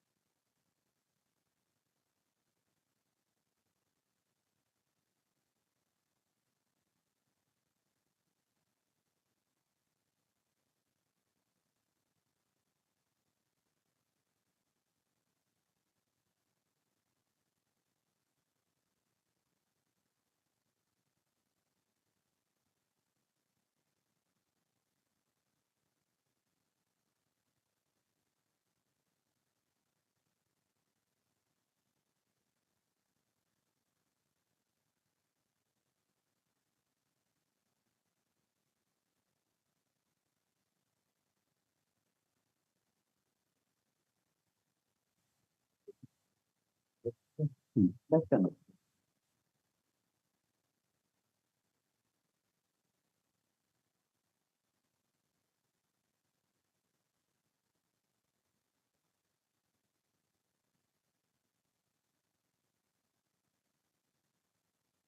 Provision under the Industrial Dispute Act relating to approach to a tribunal is concerned.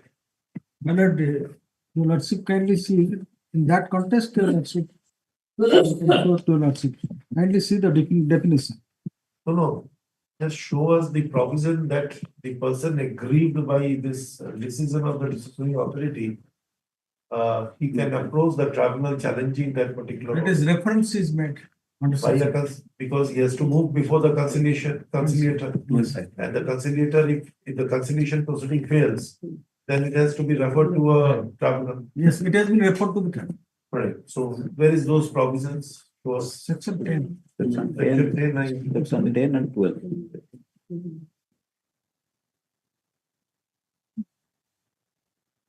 Section 12 is more clear.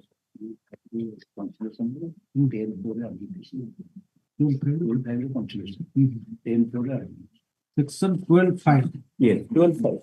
12 is more clear. 12 That is excludes everything. conciliation. All the situations. Yeah. Then on to section 10, it will be different. Yes. When the tribunal can go into the fairness of the inquiry, domestic inquiry. Yes, Mr. Das.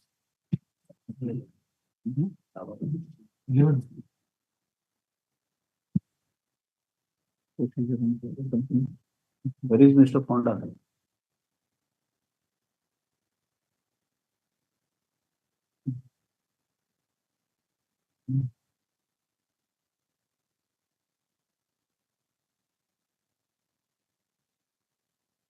Section 11. Section 11. 11. Yes. Procedure, powers and duties of the authorities. And here, section 11, procedure and power of conciliation officers, boards, courts, and tribunals.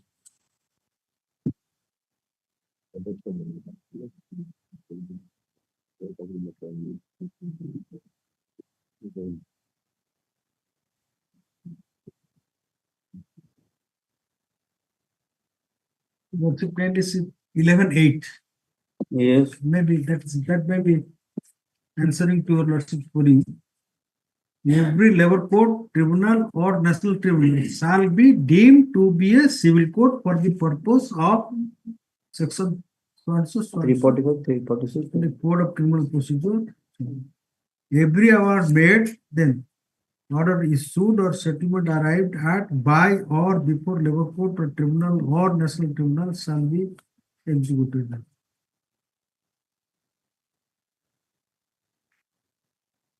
No, that is not our query. Our Yes, query is when a tribunal can or an industrial adjudicator can go into the fairness of a domestic inquiry. The tribunal in this case has delved into the issue of fairness of the domestic inquiry. Although forget it. Although at the first line before he said that fairness of the inquiry should not be gone into, he went on discussing the fairness of the inquiry. That is a different thing. Since he has discussed, we accept that. But when? What is the occasion? With the parameters. What is the parameters? Yes. When a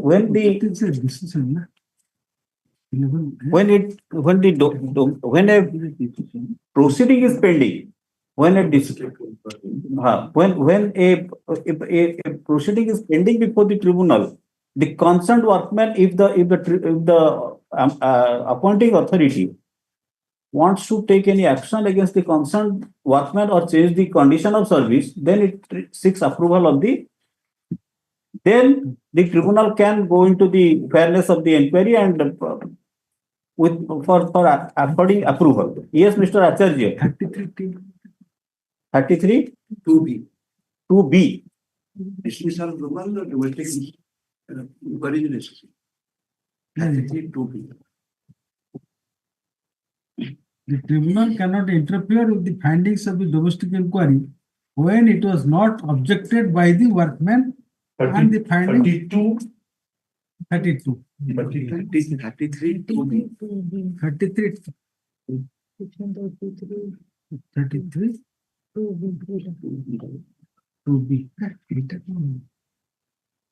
Two, during pendency of any proceeding in respect of an industrial dispute, the employer may, in accordance with the standing orders applicable to the workman concerned in such dispute, or where there are no such standing orders, in accordance with the terms and conditions which, whether expressed or implied, between him and the workman,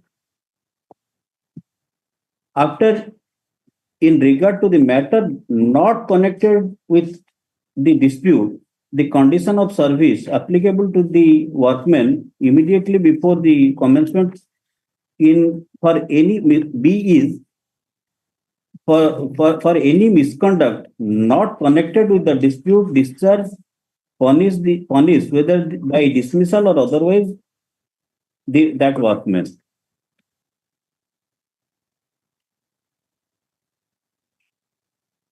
That is with regard to that, Mr. Acharya, that is not with regard to the query we are making. regarding domestic inquiry. No. It is with regard to the when the question arises whether the workman is a concerned workman or not, then this situation would arise. Yes. Here in this case, he is not a concerned workman.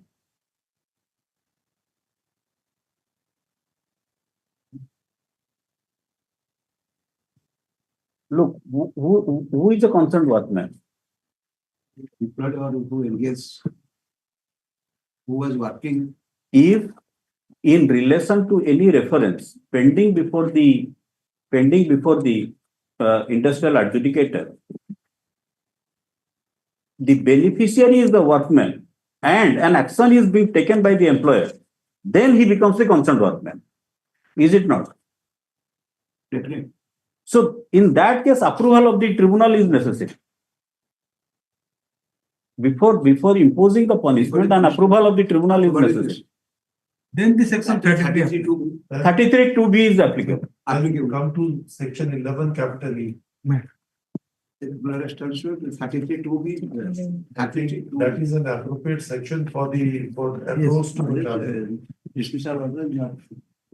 It is a dismissal order. Yes, ma'am. dismissal and removal said. Dismissal and removal, twin sisters. Yes. And 11. 11A. Capital A. Powers of labor courts, tribunal and national tribunals to give appropriate relief in case of discharge it is or dismissal. yes. Where an industrial dispute relating to a discharge or a dismissal of a workman has been referred. It has been referred to a labor court, tribunal or national tribunal for adjudication. And in course of the adjudication proceeding, the such and such as the case may be is satisfied that the order of discharge or dismissal was not justified. It may by its award set aside the order of discharge or dismissal and direct the reinstatement on such and such as it may be, because what troubles us, the scope and the jurisdiction of a tribunal against an order of dismissal. Whether it can act as an appellate authority to go deep into the every aspect of the inquiry, or it will only adjudicate on the peripheral of the perversity, scrutiny, non-adherence of the principle of natural justice, and at best violation of any of these the statutory rules or the provisions which are there. Can it go into this, that this question was not asked by the inquiry officer, this aspect was not considered, just like in first appellate court, that entire thing becomes at large. Reappreciation of facts. Can it? Within the scope of this. Because we have seen that the tribunal has really gone deep into those aspects. Exactly. and reappreciated the evidence and the facts, and then says that I do not think that it is a fit case for any, dismissal or the removal. Right. Can it go? That is what that troubles me. I was really. Yes. That is the. Can it go to such extent?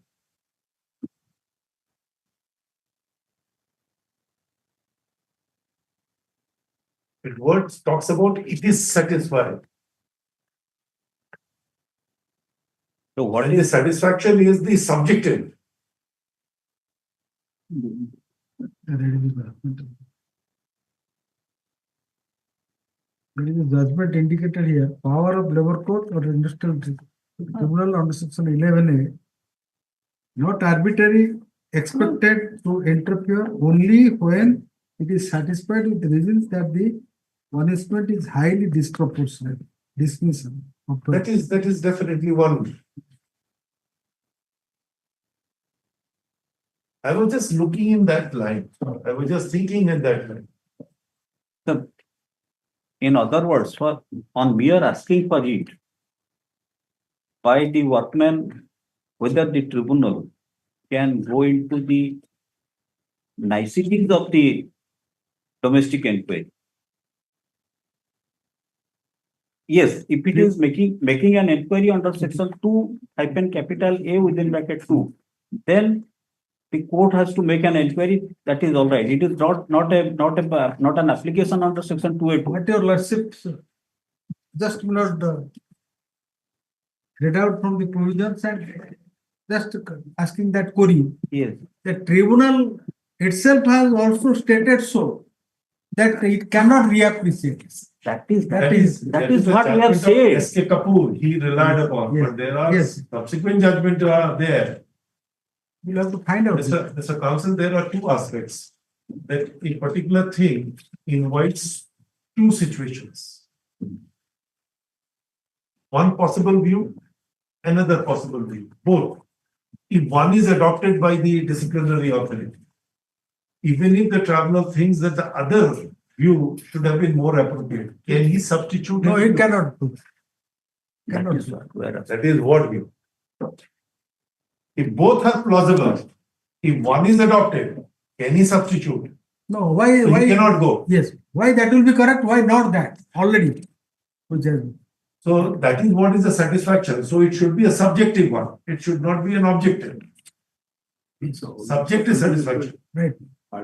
So this is what troubles us, because we have seen that the tribunal has really gone deep into the matter, as if he has substituted himself into the armchair of the inquiry officer and the disciplinary authority. While we have accepted that the tribunal cannot reappreciate the evidence. He has stated so. That we have said. From holding that he cannot reappreciate, he entered into the entire thing. That we appreciate. That before you make the submission, we have told you that he says that the fairness of the inquiry I cannot go into, and still he disproportionate. The question will be now disproportionate. The question is because he facilitated the withdrawal of the money, and the very next day after coming into it, facilitated the deposit. Can you pass a removal order for? And if he says his ignorance and the mistake, it is not a case of is a mistake is impardonable, or it is a pardonable mistake. So for the bank employees concerned, not pardonable. But the It's judgment not fraud, that is this is a mistake. Well, the One is the judgment- fraud and the embezzlement of the fund with the clear motive, and one is that the mistake which has been done. These are two judgments. Mistake. Please consider. I am again saying distinction has to be drawn between a mistake and an act, a conscious act, knowing fully well that it is wrong. I mean, in a loose sense, I can say the fraudulent act. Lordship, kindly look at that paragraph, page 8. Below the page 8 is there. Page 8. In that page, last but one paragraph. Yes, sir. The bank officer is required to exercise higher standards of honesty And and about it. How? We are not questioning that. Again, please consider it in two aspects. A person, nobody can say that I am not infallible. Even we also cannot say that we are in. Lordship, kindly mark his language. He is saying that that person is sitting outside, cannot come, it is Ross. No, that it appears to be so. Yes.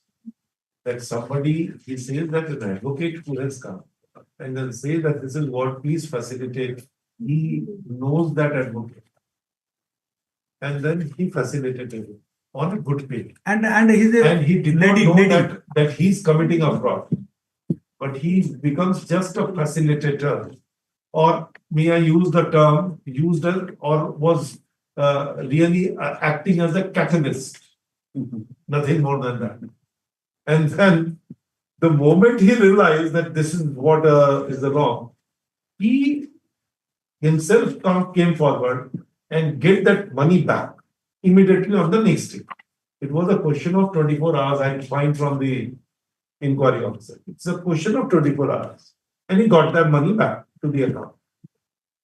Now, whether this misconduct is so grave or serious, inviting a removal or a dismissal from service, shocking to the conscience of the court. it is only appreciation of the language used. I cannot develop it. So that is what is said. That is what is the ultimately award. Mr. Mahathi, you also know the practice in Odisha. You know the practice in the State Bank of India main branch also. Due to heavy rush, we at times take help of the messenger. Please get it passed. He does not, because he is a poorly paid employee, and I will not say the rest. So at times it happens. They do it in good faith. Past antecedent is also not there. Past antecedent. That he was warned once, twice. There was some allegations or something coming from. There was repeated such type of mistakes or action. As a welfare organization, benevolency must be. Yes. That is right.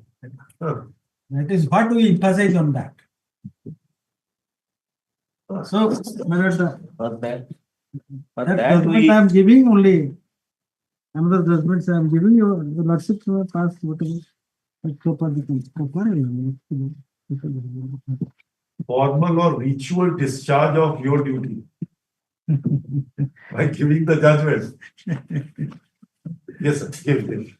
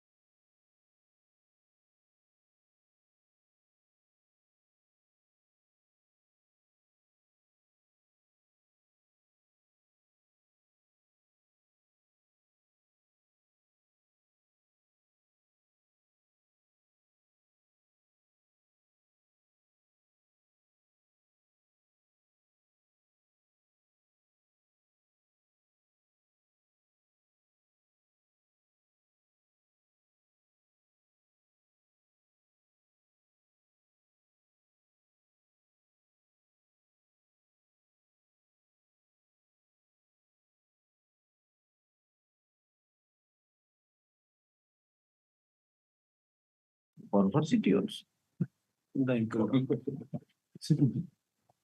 Supreme Court. For that we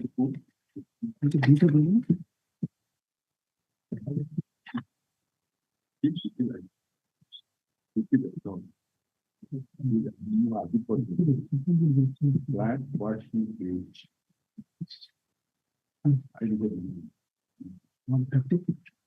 Supreme Court. Mr. Mohanty, did you find our decision, the decision of this court? I was also a party, was also a member to that bench. Honorable Justice Rafiq, Honorable Chief Justice, as his lordship then was. Your lordship saying that. That So, but the bank employees. State Bank employees. And probably he was the cashier. Probably, I'm forgetting, probably he was a cashier. We have referred to these judgments also.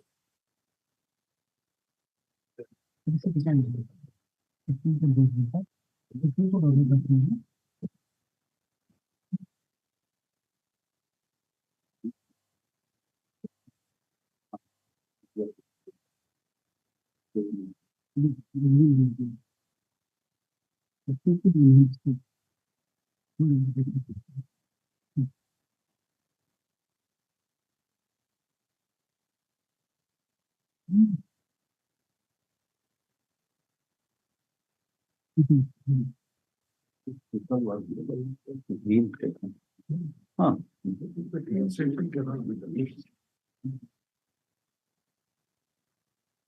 Where the Supreme Court has that enhanced to 2 lakh rupees. 2 lakh. From 130 to 2 lakhs. And Honorable Justice suddenly. Judgment of Valid Justice Sanju Panda was there. There it was 1,30,000, it was enhanced to 2 lakhs. No, that.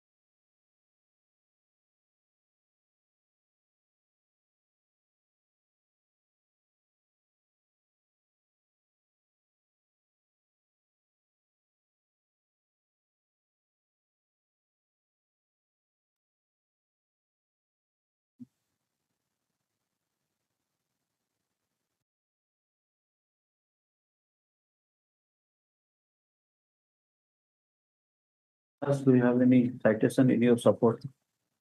Actually, on basis of this exhibit P, cross examination was paid by the bank management, and that is filed here with as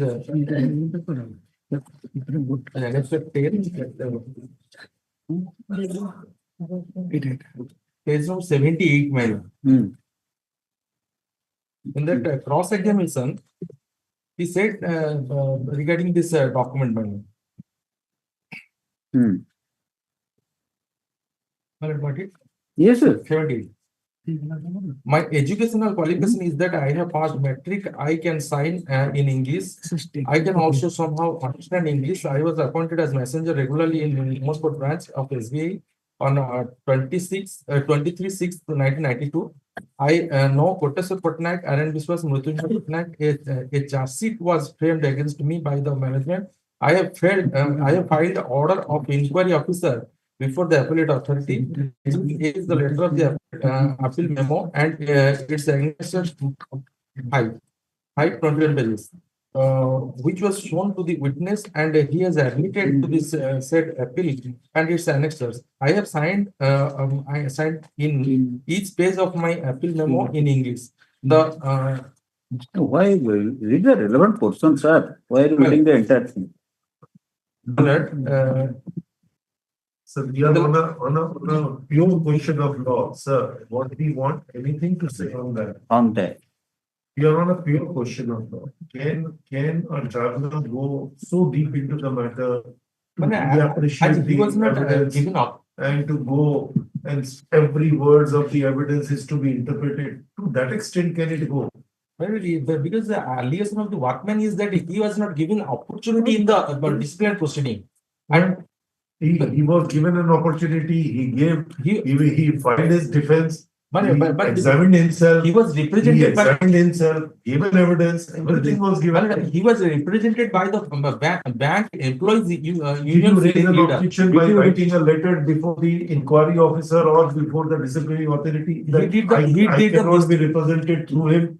No, did you raise any objection? he did the mischief and the Workman came to know about it at the final stage of the inquiry, my lord, where he has no scope. Thereafter, let us consider if this is accepted. Then in the today's scenario, it will be the same. My lord, he has narrated everything. Then the today's scenario, let us go very extreme case. You're taking a defense, please consider the far-reaching consequences thereof. You are disowning that somebody who represented you throughout, he committed a mischief. Can it not happen to a today's proceeding? No. No. Answer. That may happen to you also. Actually, so don't, you did not raise any. Once you engage somebody who is representing you, very, I say, it's a far-reaching consequences that could come. And that will invite a Pandora box for everybody. Actually, he was not allowed to enter into the inquiry hall. We should the affidavit draw a line in between. Cannot be. But the affidavit, one affidavit here, but the withdrawal of the amount. Swear an affidavit, and that is also produced before the inquiry officer. But that is not accepted by the inquiry officer. Then it may happen later on that I engage somebody. He did not argue this point. I'm giving you a very extreme example. Please consider when your client has instructed you to take this point. Please consider the flip side of it also. There's 72. Last line is very long. Yes. Flip side of it is also. And we come at a later point of time and say that this is what a blunder which is committed. This point was not taken. Are you ready to accept that? I was just reading the cross-examination, my lord, in which he has stated. You have conducted it. We are on a proposition of law. Do not open this. It is. No, actually, in this admission, he has not double-edged sword, sir. Double-edged sword. But actually, in this admission, both the sides. Admission, he has not admitted that he has committed the guilt, my lord. But he has. We have seen the defense which you filed not once, twice. You have said yes, it was done, but under what circumstances it was done? You have given an explanation. You cannot say that was a dormant account, my lord. A dormant account cannot be withdraw. If a person cannot withdraw money from a dormant account, my lord. The officers who were responsible, this messenger has no role to play. Then let us take it. In one way, you admitted that you have committed a mistake. But under compulsion, he has taken it. And things only Mr. Patnaik, that was the cashier. He committed also a mistake, so he should not be exonerated. He should also be punished. Because how he has allowed this money to be withdrawn from a dormant account. But facilitator, as a facilitator, your role is not really has not been ruled out. Your role is still there, sir. So you were acting as a facilitator. As per his job assignment, he was doing that. And the gentleman who is dead, and you have taken a he was not himself taken. His nephew come to the bank and he proposed. You admit. You are saying that you have been misguided by your defense representative. You are saying so boldly that you were misguided by your defense representative. No, this Workman has no idea about this, his death, my lord. Who came? The lady came? No. You know. So when it is account of a lady, tell me. Admittedly, there was no lady who came. Some male person, be an advocate, your neighbor, your friend, whatever. He said that lady is sitting outside. And Have you seen the lady? No. Yes, Is it not your responsibility? Actually, withdrawal is a responsibility of the So you bank. acted on the basis of somebody's persuasion. As you said now, somebody told me she is sitting outside, you do it. That means on a persuasion of that gentleman, you did it. Is it not a dereliction of a proper duty to be discharged by you? Yes, When you are taking a voucher and going to the cash counter, taking the money, handing over the money to him, will you not hand over the money to a lady? The passive That now I have taken out the money, I will hand over to the drawer. I will not give it to you, sir. Then, if you want, then we will go so deep into the matter. More you argue, we will go more deep. Actually, all these things will come. Mr. Das, you are making suicidal arguments. Don't argue for the sake of argument. We have raised the question of law. We are asking you a pertinent question on law. Sorry, I argued like a counsel. Jeans is so embedded.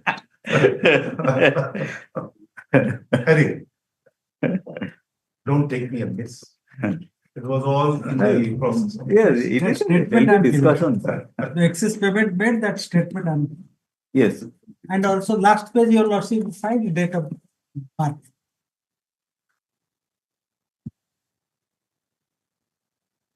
We have heard Mr. Mohanty, learned senior advocate, With William. with counsel, learned counsel for the petitioner. Mr. Das, learned counsel for the Workman. Case law, along with statement of payments under section 17B to the Workman. And Aadhaar card. Is Aadhaar card showing the date of birth? Yes. Is taken, filed by learned counsel for the petitioner is taken on record. Thus, argument closed, judgment reserved. Aadhaar card or last class? Deeply obliged. Item number 5.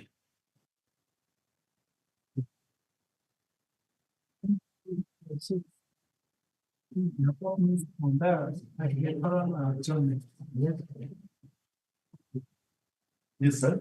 On behalf of Misconduct, who is the petitioner's counsel. On behalf of Misconduct, I pray for an adjournment. He is appearing for whom? Misconduct is appearing for the petitioner. I am for the opposite party. I am for the opposite. What do you say, please? He's saying for two sign. What is your Reaction or response? Do you object? Mr. Acharya, do you object to that? He never What is your good name, sir? Sitakant Hotta. Sitakant? Hotta. Mr. Sitakant Hotta, learned counsel for the learned counsel, prays for an adjournment on behalf of this Dr. Ponda.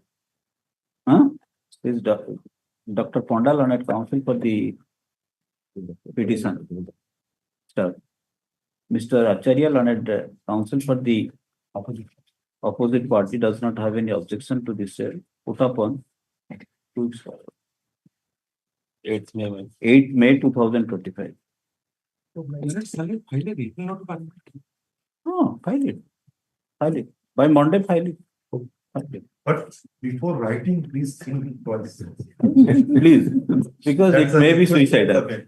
It may be suicidal.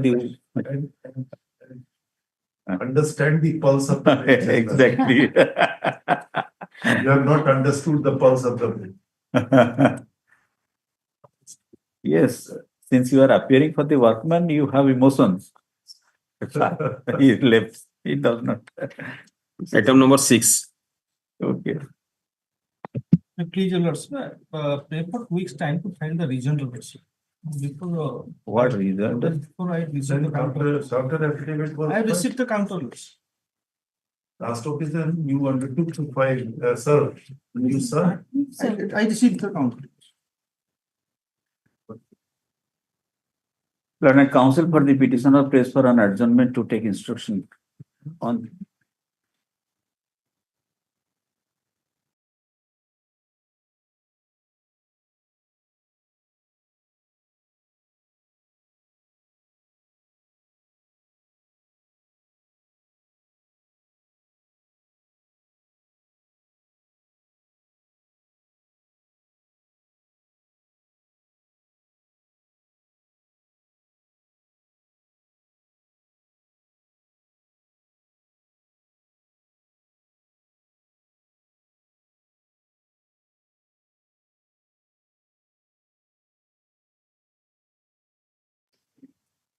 The second copy of the counter not filed.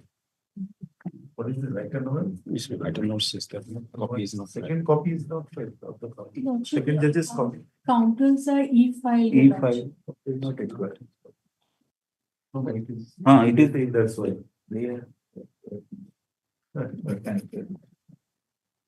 This kind of copy. Item number 7. May I please? Last occasion, your lordship directed me to serve the copy of the order, my lord, which I have filed here to the counsel appearing for the opposite party number 2. I have already served now. But since nobody is turning it, your lordship say I will file fresh reply or.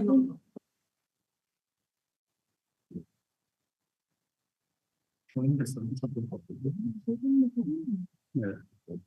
Anybody second or nobody?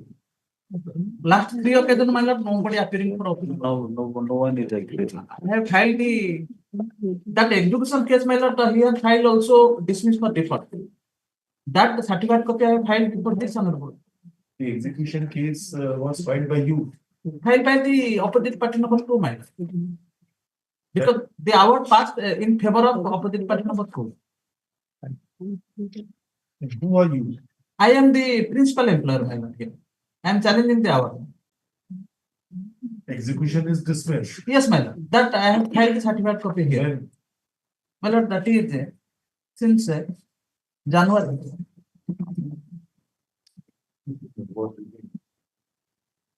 Yes. Then what remains? Since, my lord, 15/3/2024, my lord. You will also kindly see the order, my lord. I have a certificate copy. Advocate for both sides are absent. No step taken by the DSA. No application for restoration. No, my lord. And this honorable court directed me to serve the copy. 2 times I have served the copy to the advocate appearing for the opposite party. He also did not turn up.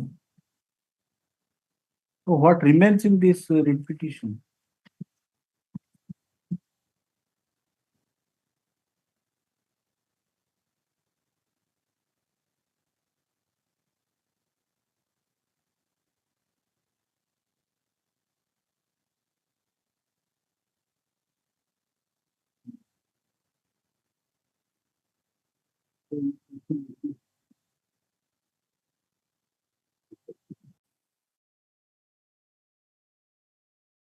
Taken out notice.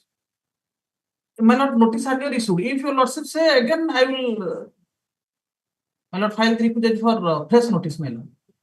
Since the advocate appearing, your lordship directed me to serve the copy. I have served. Not appearing. But he is not. Okay. Then we will issue notice, fresh notice on the party. My lord,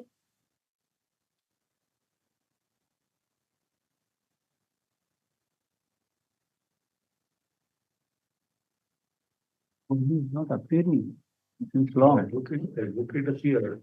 Thereafter, he is. No. Yes, he is the not. Although the opposite party number 2 is represented by learned counsel, but learned counsel is not. But he is not. But learned counsel is not appearing.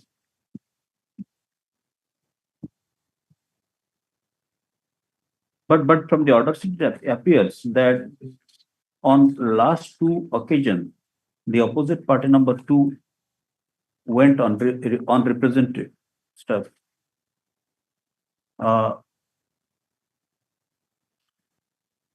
Thus, in the interest of justice, we direct learned counsel for direct the petitioner to take out fresh notice on opposite party number 2 by registered post with AD, requisites for which shall be filed by 21st. 3 working days. 21st. Madam. 21st April 2025. Put up on 8th May. 8th May. 8th May. Notice will not be done. 15th May. 15th May or beyond vacation. 19th June. 19th June 2025, along with tracking report of the postal department. Interim order is there. Interim order to continue. Interim order is there. Madam.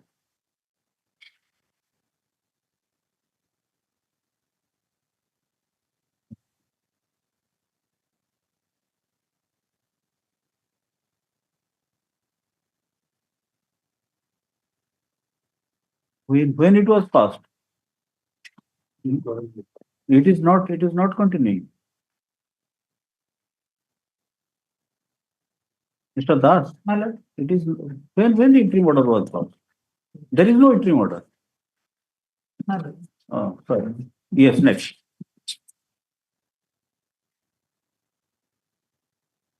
Item number 8.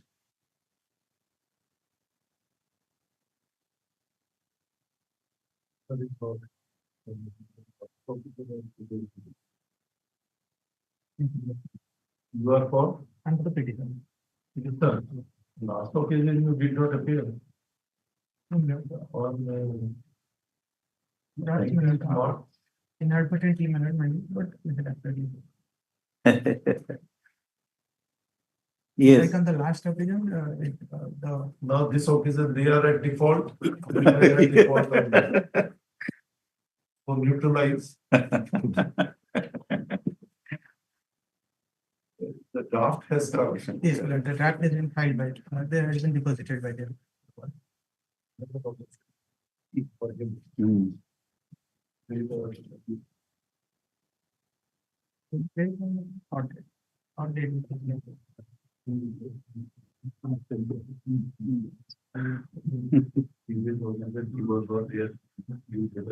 Yes, to the petition. Now we have to give him opportunity. None appears for opposite party number 1 and 2 at the time of call. In order to provide an opportunity to opposite party number 1 and 2, the matter stands adjourned to be listed on 30th April 2025. Yes, Mr. Acharya. Item 9. I want to find the regional management. Huh? I want to find the regional management countermand. Can't I have a receipt? In a certain what gets proceeding, Maybe a transfer brief so that yes. once a deposition copies are not supplied, so therefore I want to take time. You have received the counter copy. Yes, my lord. Who is appearing for the opposite? My lord, my friend. So you don't have any objection. Learned counsel for the petitioner press for an adjournment to file reasoned to the counter affidavit. Mr. Rai, learned counsel for the opposite party number. One does not have any objection to the same. Put upon 8th May. 8th May. 8th May 2025. Rejoinder, if any, shall be filed in the meantime. Certain copy thereof on Mr. Royal Learned Counsel for the opposite part number 1. Item number 10.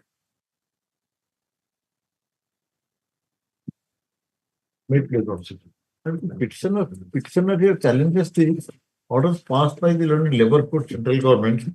But little bit background is that the opposite party workmen were on closure of the project, they were terminated. They have, sorry, man. Mr. Misra, Yes, my lord. he is appearing. Who is appearing for opposite Mr. part number KP 2 to 4? Mr. KP Misra. I do not know. LP Divedi. I thought that he will be appearing on BC, but He usually appears on BC. not seen. In the association, He not is not there. seen. Nine. What to do, sir? Will you move ex parte? No. Certainly I don't want. Certainly I don't want. In Dr. Upper also. Another None appears for the opposite part number. None appears for opposite part number 2 to 4 when the matter is called. In order to provide an opportunity to the opposite part number 2 to 4, the matter stands adjourned to be listed 7th May. 7th May 2025. Interim order is there. Interim order is there. I'm sorry. There is no interim order. I'm sorry. There is no. Item number 11. Along Well, with the next item is also same. along with publication number 288 2019. Yes. Item 11. Item 11.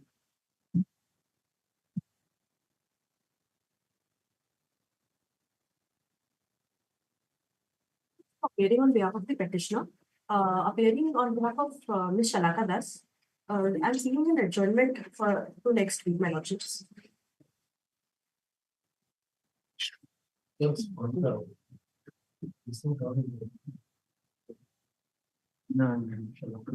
I had the appellate party, and I had also filed another case, 5059. Let's start with it. Is a case and a counter case. You have also challenged the same order. Both have to be tapped together. Yes, ma'am. The claim of the What do you say about her prayer? daily word. She is seeking for an adjournment. Your lordship, that's your lordship's discretion. Definitely, but if you have any objection, What is then your reaction to this submission? Maybe, but once wait for time, your lordship to decide it. And Okay. my only prayer is, I'm going for eye treatment. It may be taken off for after 15 days vacation. after. After vacation, then after vacation. After vacation. As your lordship please. All right. It's a peculiar case. It's absolutely a peculiar case. Learned counsel for the what is your name, madam? Devika Patnaik. Miss Devika Patnaik, learned counsel, prays for an adjournment on behalf of Mrs. Shalaka Das, learned counsel for the petitioner. Put upon 23rd June. 23rd June 2025. It will be all right, Mr. Monty. Item number 12. Along with. Also along with. Yes.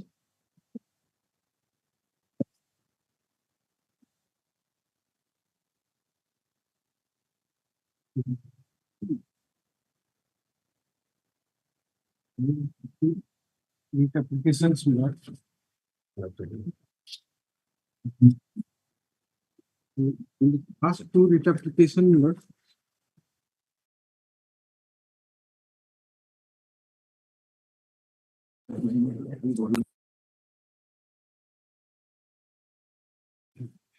In that other bench, we have extensively heard both of you. So will it be proper to? Yes, Huh? I'll give us. Because the continuity should be maintained, otherwise it will be lost. Mr. Mohapatra, do you have anything to say? No, No, maybe I will request because I am the beneficiary of the subsequent.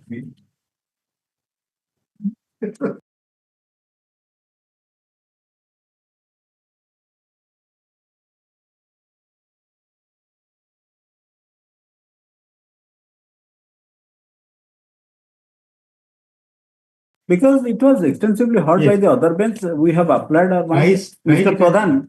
Yes, ma'am. Huh? Nice it has been. We have already filed also written at note. Yes, yes. Case was Yes. reserved for judgment. It was once reserved.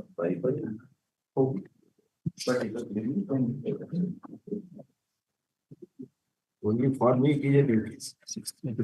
For me only it is a duty because I have not. You are completely. In this case, But you have a very little role. Yes, The record will speak for itself. Yes, I did. But we have filed a petition for amendment. Amendment, yes. Last time. That we had adjourned for to be considered. Because the state council, Mr. Mishra raised objection. No. Mr. Mishra, state council. Took time to file objection. Yeah, objection has been filed. Filed. Yes. Then a copy may be served. Have you served a copy? Yes, no answer. Objection to the petition for amendment shall be served on Mr. Senapati, learned counsel for the petitioner. I'm sorry. It's served on Mr. Senapati, learned counsel for the petitioner in court today. Put up one. Short petition. 5th May 2025.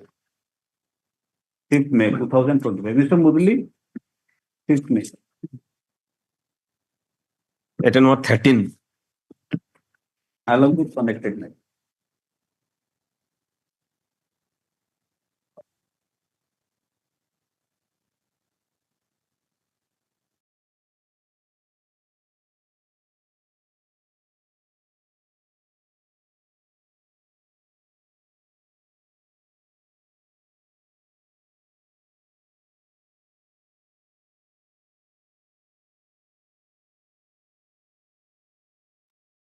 Yes.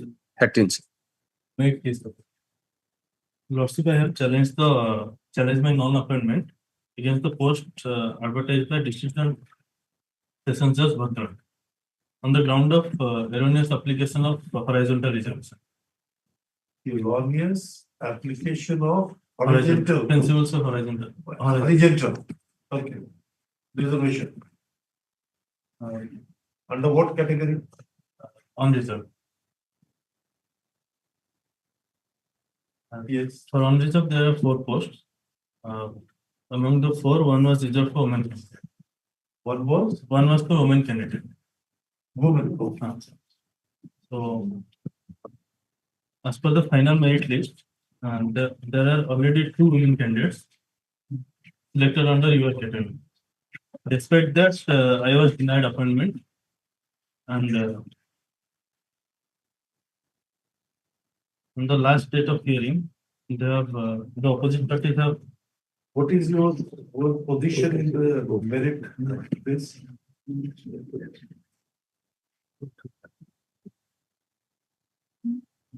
Rank 4. Under the UR category.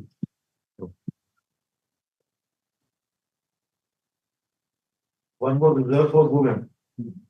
The 3 female.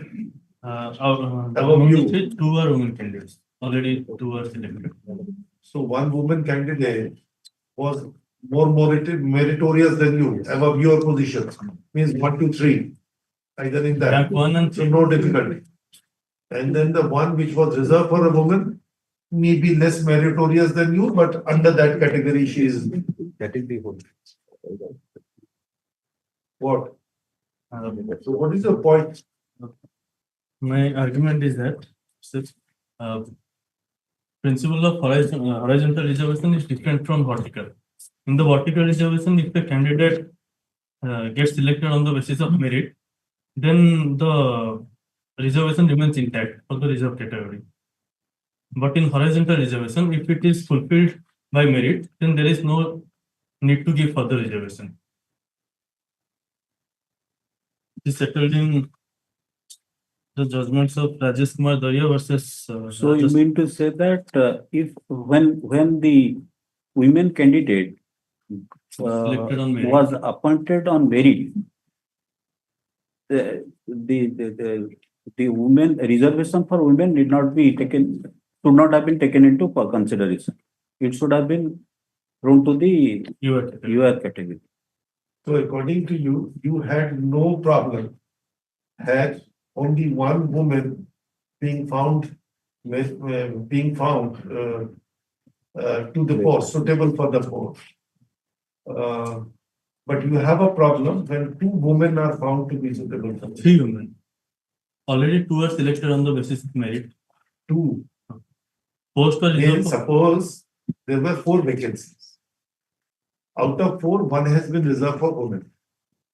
Had those vacancies been filled up by the male, 3 male candidates and 1 female, you have no problem. But the moment it is filled up by 2 women candidates, out of which 1 is more meritorious than you, then you have a problem. This is what you wanted to say. So after participation and after this, it,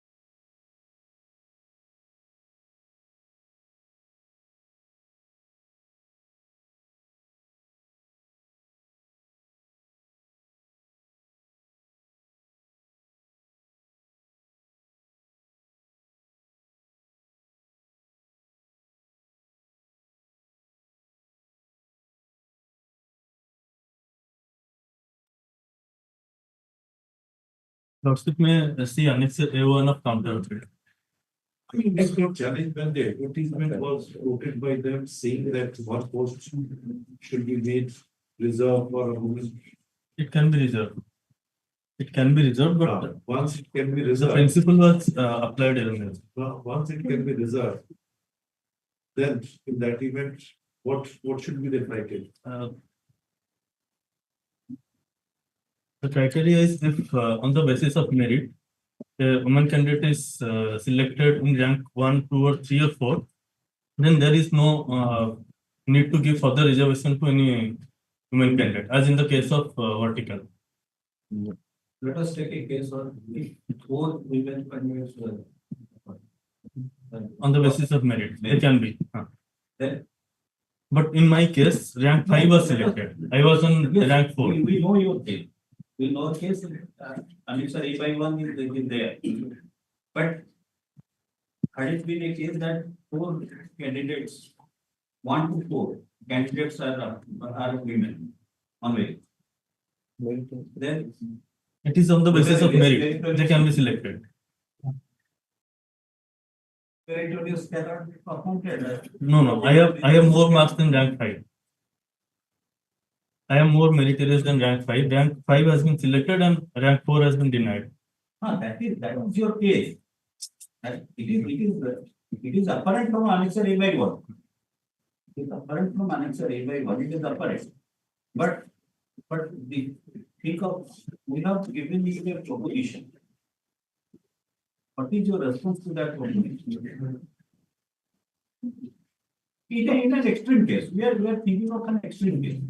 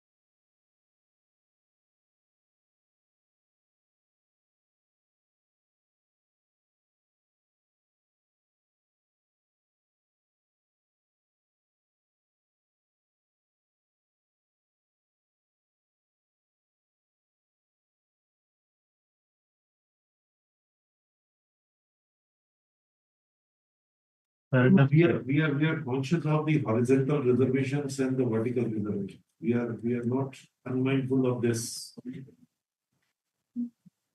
Let us hear him after the recess. Let him testify. You have got the instruction. Yes, we had filed the counter affidavit. That's the thing.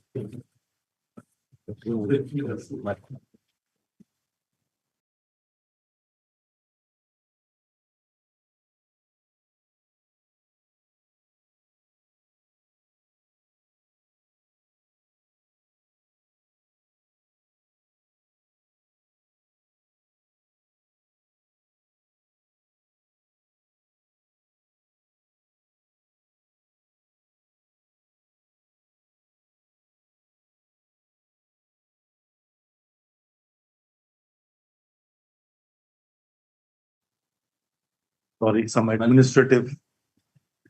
It is continuing matter thereafter. Item 30.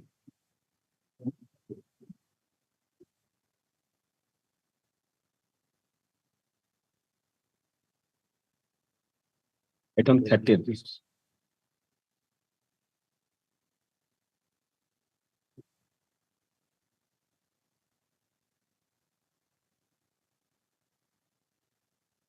Yes.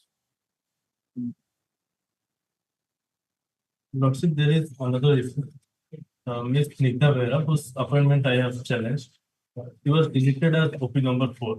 No, I understood. Your point is very simple, sir. That there were four posts under the unreserved category. One was earmarked for the women. So if there was one woman who was found meritorious or above the list, then that woman should come under that particular reserved one. And then in the order of merit from the ascending to a descending order, the post should be filled up. They cannot fill up the post treating that particular reservation as a separate or standalone reservation in that regard. This is what your contention is. And then you say the horizontal reservations does not mean that it should be tried in a vertical reservation manners, like an SC, ST or under the PD category. This is what your contention. I got your point. Let us hear him. So far as this Snigdha Behra, who the candidate who was stated to have been given appointment against the women reservation quota, initially was implemented as party to the writ petition, then subsequently deleted. Now, by virtue of the last order passed by this honorable court. Now you wanted the services to be affected upon her. It has not. There was a direction of the honorable court to obtain her address. That I have obtained. If my lords want, or if your lordship Because she's already there in service. She has joined. No, she has not joined because that statement was made in the affidavit that she has joined. But subsequently, through RTI information which the friend obtained, there it was stated that she has not joined. Then? But she was implemented as party, then subsequently deleted, and by virtue of the last order passed by the Why it was deleted, I do not know. No, that's what we are saying. Because her address could not be found. Why it was not? Why it was deleted? I do not know. Because she is the most affected person. Necessary party. It is on your prayer, Mr. Counsel. It is on your prayer. Her name was deleted. There is another counsel. Sir, once you have inherited the asset, you must inherit the liability as well. You can't shirk your responsibility that it was asked by counsel. I was not there. You can't. Both of you are representing the petitioner, sir. I have filed an IF for recall of that. Can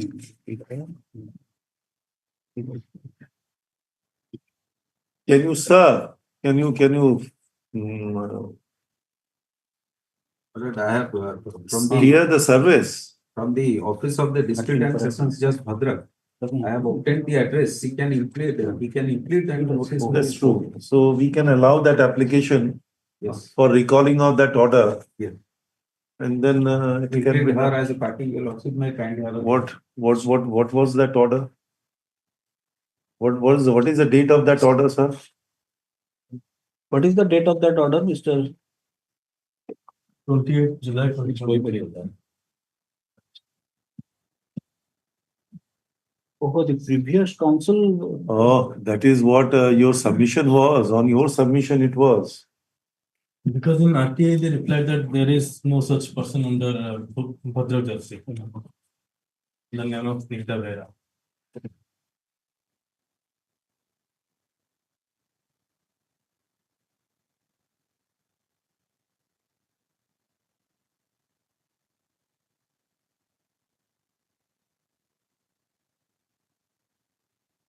You yourself said that she is not a necessary party.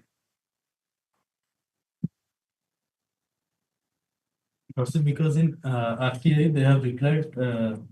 Now, where is your application? What you have said? Which application you have filed? IA? IA 3114 of 25. P11.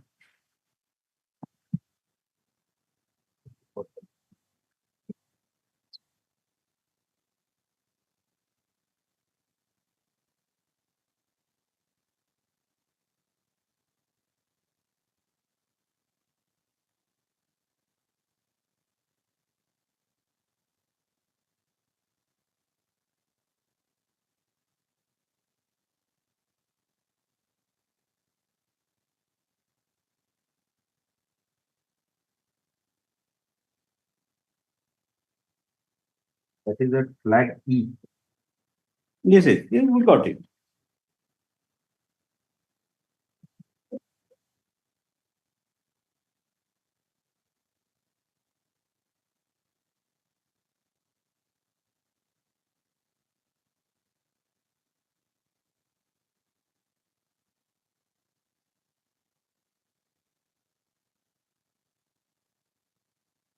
So the only ground is that lack of instruction, the lawyer cannot. That's the paragraph. Yes.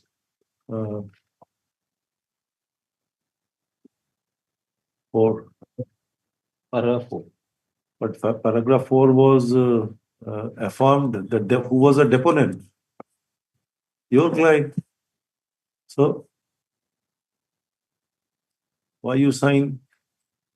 Lordship, in Annexure 7 series of additional affidavit, the Office of the District and Sessions Judge has replied to my RTI that No, sir, we are on a different score. Different score. They have replied that Snigdha Behra has not been appointed.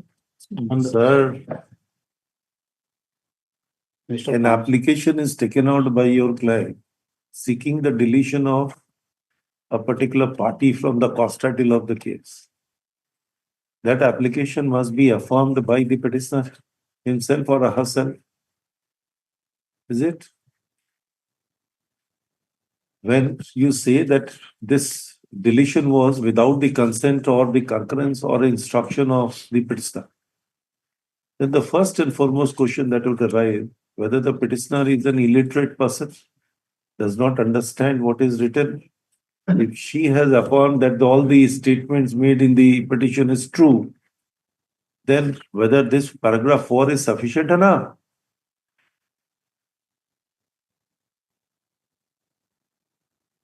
Then why don't we dismiss your petition on the ground of non-joinder of necessary party? Order 1, Rule 9.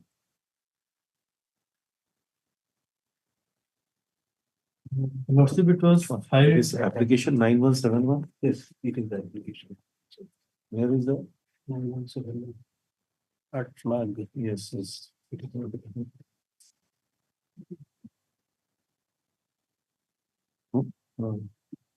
Affidavit.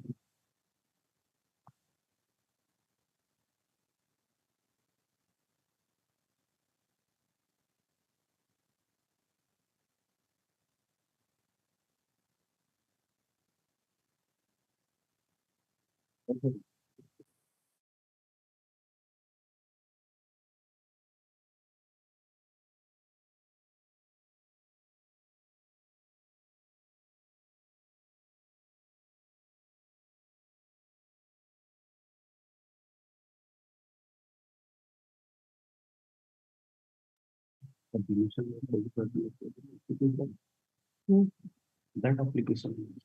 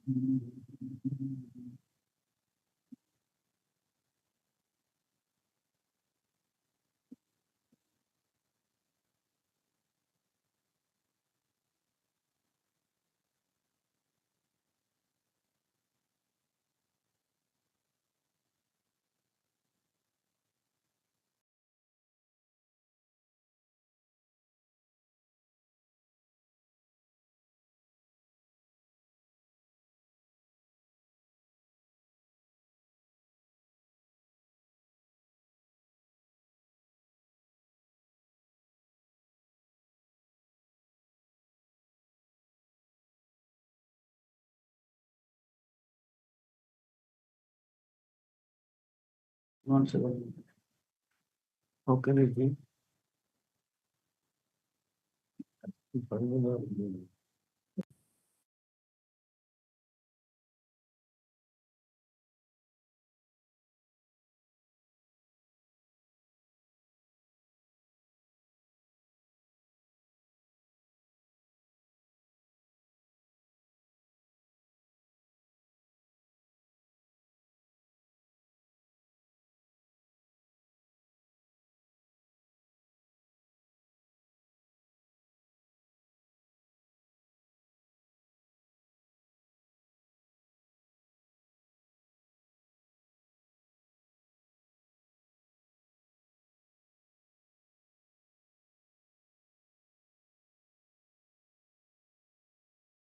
Since going on, here, where is the original one? Scan. Oh, that is the problem. Certificate. Notary is there. So the notary is there. How can you enter? So it is not copy. Second could be scan.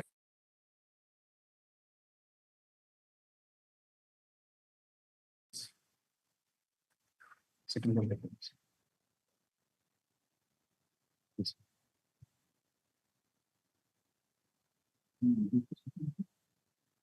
But it should also contain. No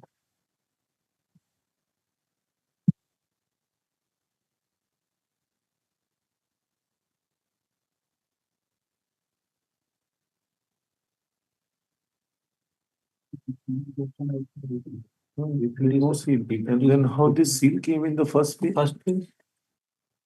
If it is not here, If it is this.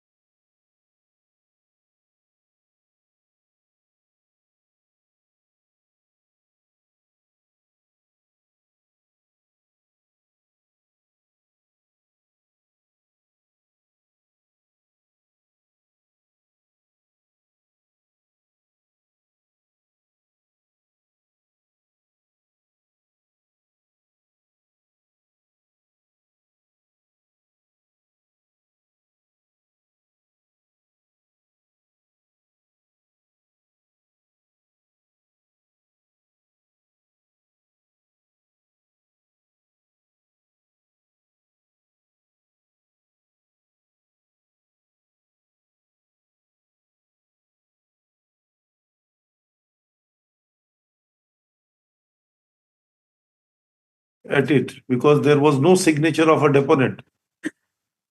And the application is entertained without the affirmation by a deponent.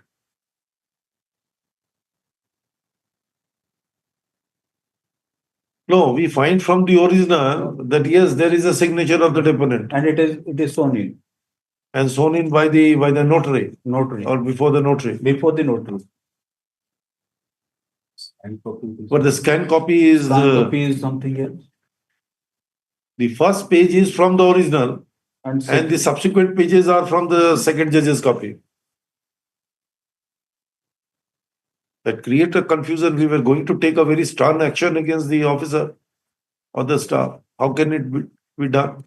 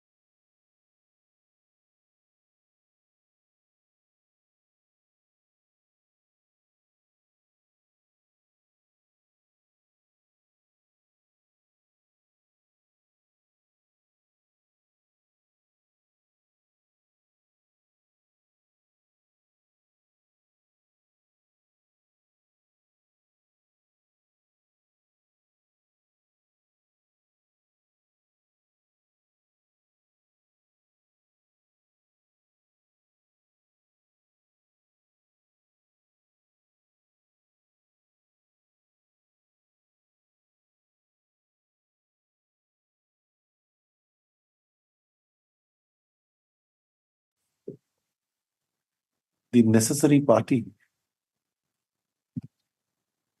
who was initially impleaded in the instant case, but was deleted on an application within bracket IA 9171 of 2023. taken out by the petitioner.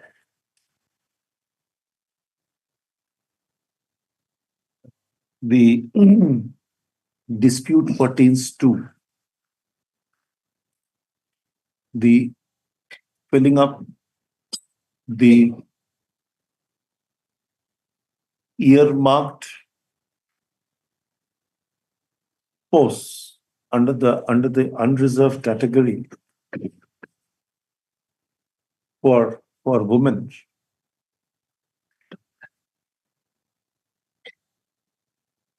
Despite one woman candidate having found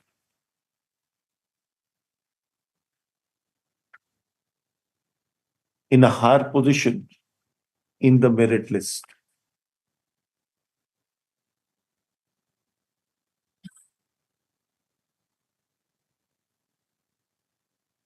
In other words, in case of a horizontal reservation earmarked for women,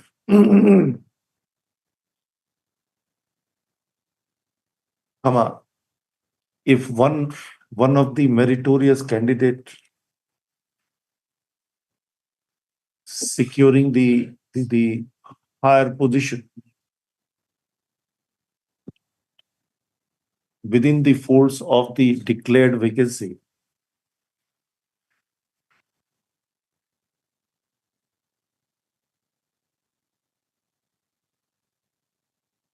is appointed,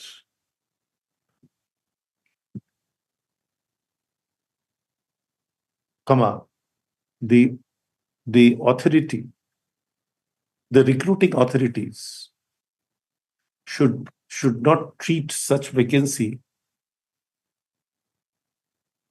in a vertical manner.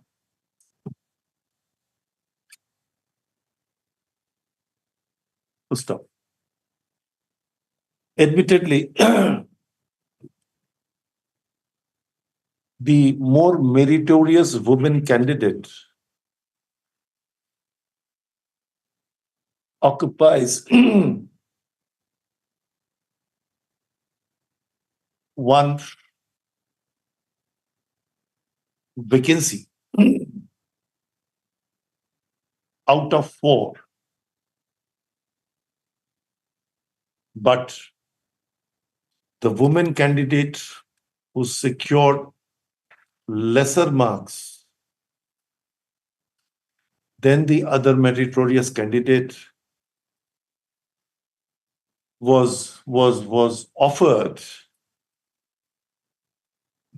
in a earmarked vacancy / post.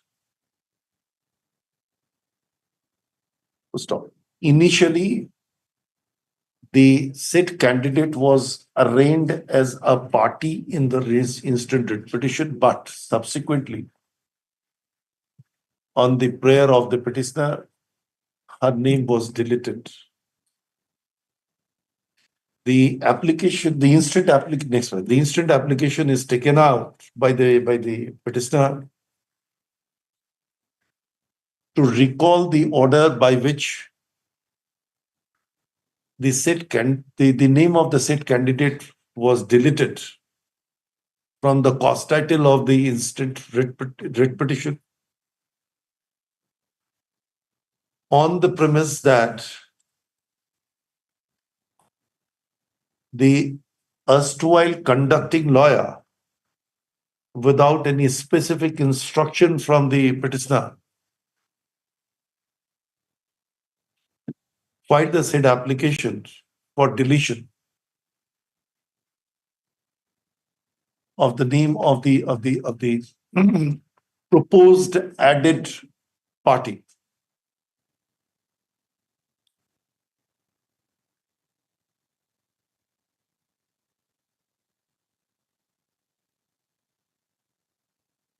Next matter. Without going into the nitty-gritty of the said statement, we do not find, we indicated a statement.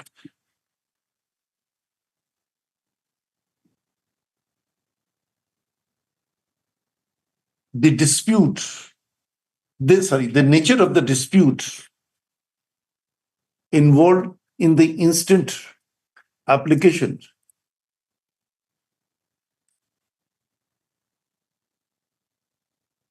warrants the presence of the said woman candidate who was initially pleaded as opposite party number 4 as a necessary and proper party. Full stop. The reason being that any order / reliefs granted in the instant writ petition would vitally affect her right,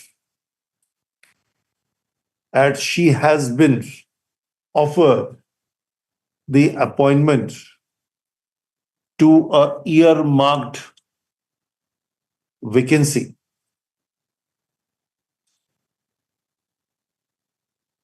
Full stop. There is no fetter on the part of the court to add or implead a party suo motu, provided the court finds such party to be a necessary and proper party in the perspective of the disputes and the reliefs claimed in the writ petition. We therefore allow the application, which is IA 3114 of 2025. The order dated 20 what July? 28 July 2023. 28 July 2023 is hereby recalled. The name of the opposite party number 4 be restored to its original position. Stop. Next paragraph. At this juncture, it is submitted that the address given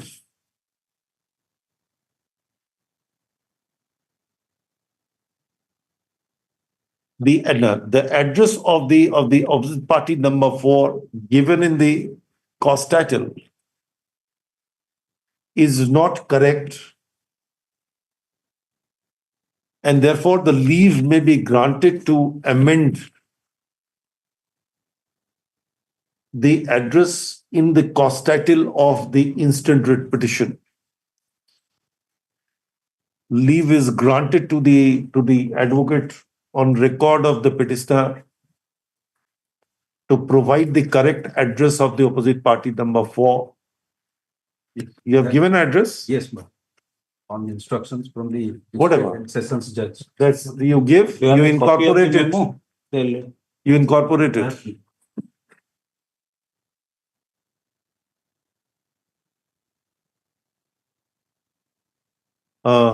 The petitioner is directed to, the service has to be affected by him or through this one.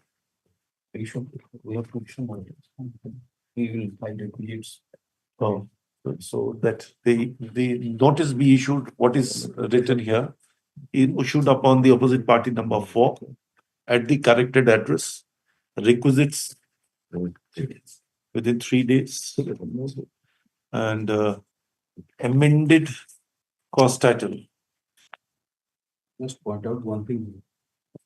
So far as the RTI information that was supplied to the petitioner, which has been annexed by way of an additional affidavit before this court, that information shows that Snigdha Behera, the present opposite party who is to be impleaded, has not been appointed under the jurisdiction. There's no difficulty, sir. But a right has accrued because she has been shown as a selected candidate to occupy that. That is what we really wanted.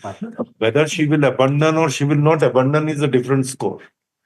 The difficulty is that if she does not join, then any woman candidate after her, she will be offered. And that is the main problem. We have to decide horizontal reservation can be done in this way. Well, that is what we really wanted. What more? Only that page. What is that? Amended cost. Only amended cost title you just find, not the full petition. Amended cost title filed. Returnable. 15th May. 15th May. Yes. 15th May returnable.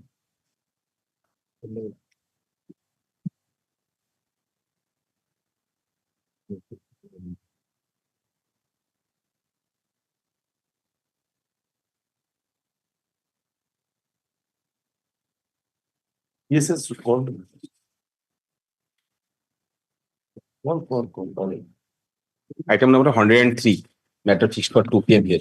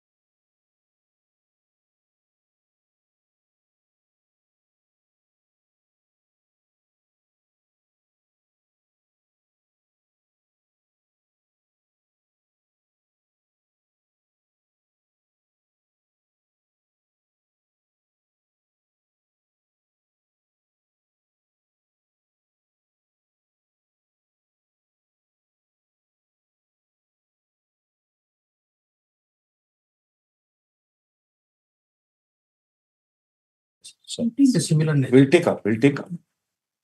Don't worry.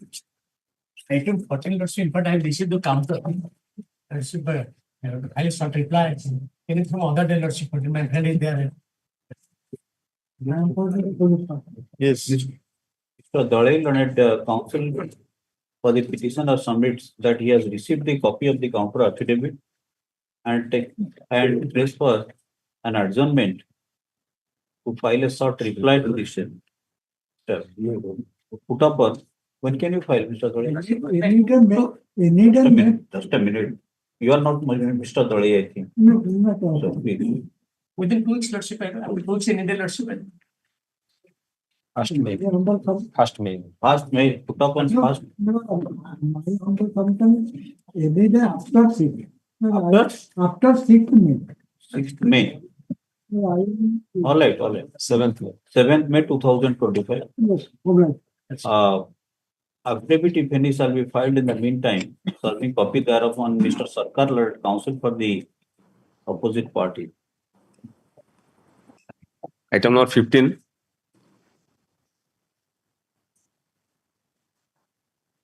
Item number 15. Last occasion, You were supposed to show the scheme full. Yes, my lord. Yes. And we have received the instructions. We'll find a small affidavit by Monday. What affidavit? You show us the scheme. That's all. That's all. As per our instructions, there are no such scheme.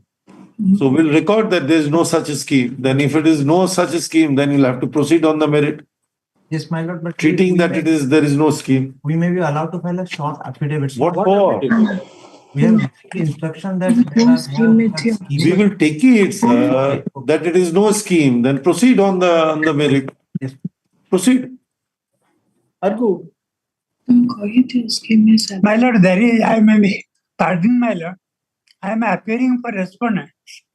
Your lordship kindly see Annexure 3, Annexure 2, my lord, page 44. That is the scheme.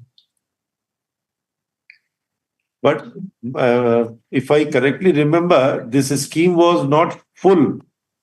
No, my lord, what has happened? It is a truncated copy which was there. So we wanted the full copy of the scheme. My lord, what has happened? This scheme was pursuant to judgment of the year 1997. So there are now lot of vacancies have arisen after the government created 78 posts, my lord. And that is what we are claiming, my lord. Now this honorable single judge has said that if there is no vacancy, you formulate a scheme. That is the direction of the honorable single judge. But according to the respondent, there are vacancies which we have taken ground in the writ petition, and that has not been countered by the university. Whatever, sir, you are not the petitioner, you are the respondent. That means you have accepted the judgment. You have accepted the judgment of the single bench. Yes, ma'am. You can't then pursue your right that the single bench has not done this in absence of any cross objection that you have not filed or a cross appeal. Yes, what do you say? Now he says that the single bench is simply directed to formulate a scheme. My lord, we have. Why you are against the scheme? Why you are against the scheme, sir? You say there is no scheme. But let there be a scheme so that at least it will streamline the entire thing for future. My lord, I humbly pray to keep this matter on Monday. My learned senior will answer. As per my instructions, my lord, there is no such scheme. I have got the letter of the university, my lord, and we will file we had the instruction to file an affidavit regarding that matter. What affidavit? You are the petitioner, appellant. Appellant, my lord. So you had everything. You get an opportunity. You should. But at this stage, we can't. My lord, I humbly pray to keep it on Monday, my lords.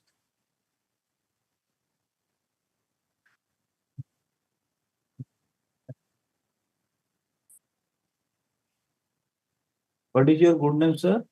Saurabh Kumar Raut. Saurabh Kumar Raut. My lords. Mr. Saurabh Kumar Raut, Learned Counsel, prays for an adjournment on behalf of the appellants. Put up on 24th April 2025, as prayed for. So many matters. Along with connected matters, connected writ appeals. Item number 16.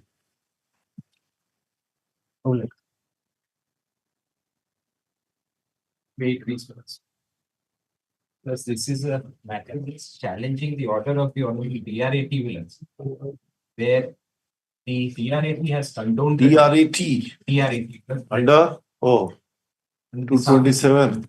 Yes, the appeal in that appeal, the delay has been the DRT condoned the delay. Against that, we challenged the order of the DRT condoning the delay. We went to the DRAT. DRT confirmed the condonation of delay, my lords. I am the auction purchaser, and I have demonstrated, my lords, how Section 14 of Limitation Act has been Wrongly interpreted. And misutilized. So where they were pursuing their remedy in a wrong forum, where? In the High Court. In the High Court, before this Honorable Court. 3 petitions were filed. Under what provision?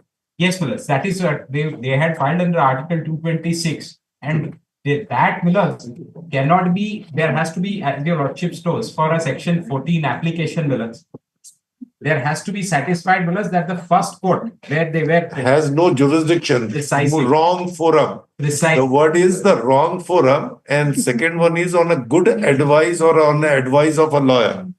Proceeded and diligently. Yes. And bona fidely proceeding. All the ingredients are absent. You say that 226 is not a wrong forum. High Court was not a wrong forum. I am not saying so. My humble submission is that when they withdrew, what happened, Millers? The borrower filed writ petitions, withdrew it. Filed, withdrew. 3 writ petitions filed and withdrawn. No reasons, nothing. No liberty to approach the DRT, nothing at all, Millers. Only liberty once given was to approach the bank. So Millers, no liberty also. Even Order 23 Rule 1, Millers stares at their face.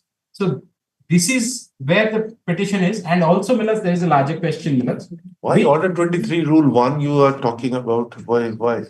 That, Millers, is when there is a liberty given. Oh, that you say that the withdrawal without any liberty, that means that it's abandoned.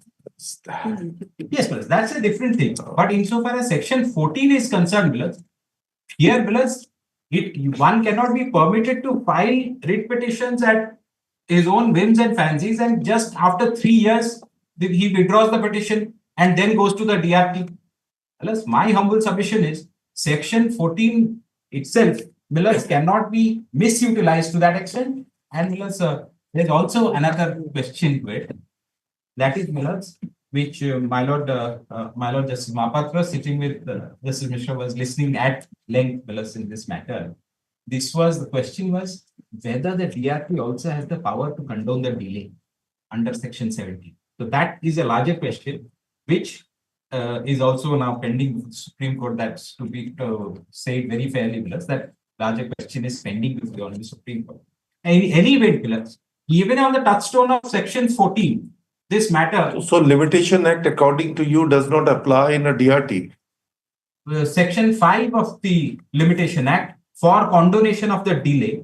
Because I'm not on Section 5. I'm not on that. I'm simply on a question whether the Limitation Act applies to a DRT or does not apply. Because there are judgments of this court.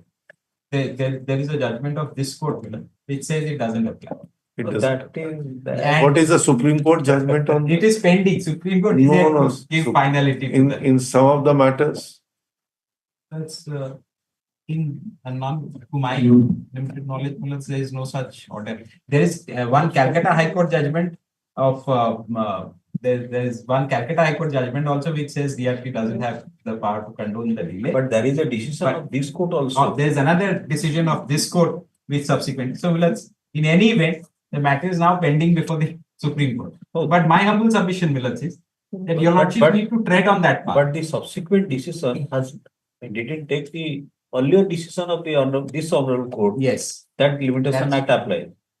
That is true. That is true. Your lordship heard that. The other day. That's why I said that although I was a party to that subsequent order, but since it was not earlier judgment was not considered. Yes. Per incuriam. It is per incuriam. I had told the exact verbatim. Thereafter also another coordinate was passed the order saying that the Limitation Act is also applicable.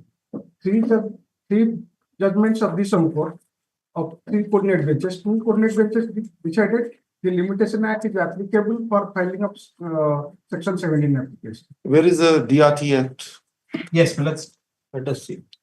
I have filed a written note, Millers, along with the compilation of judgments, Millers, must be reflecting your lordship's record.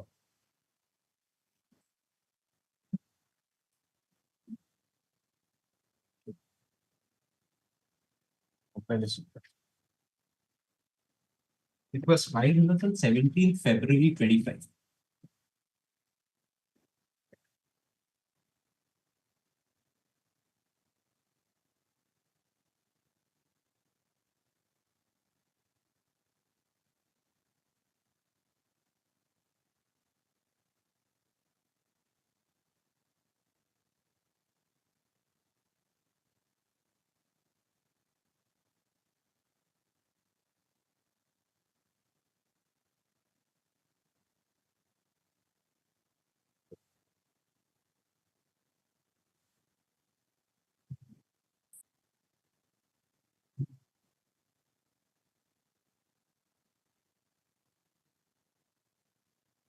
Acharya, when it was filed? 17th February 17th 2025. February. Yes, sir.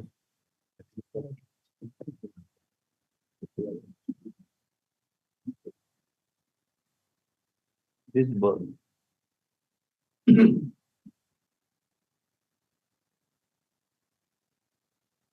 It is bulkier than your petition itself.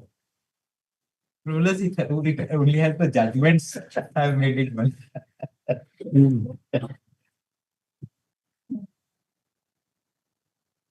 Questions more, but judgments collection is. Yes. Lighter.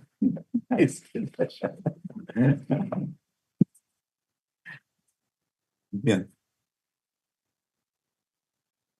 In your lordship's, in your lordship's, Surface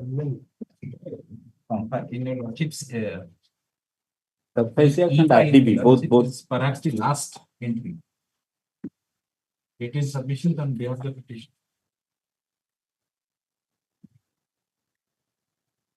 Here it is there. Both the answer.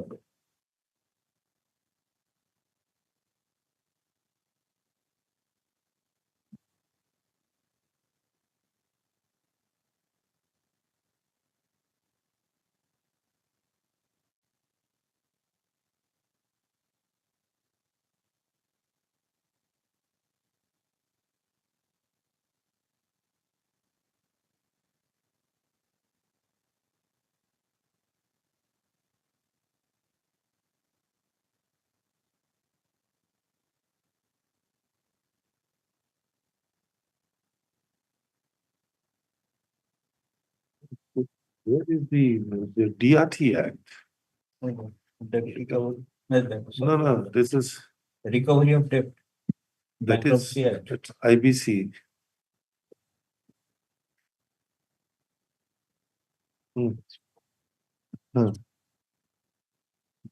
Yes.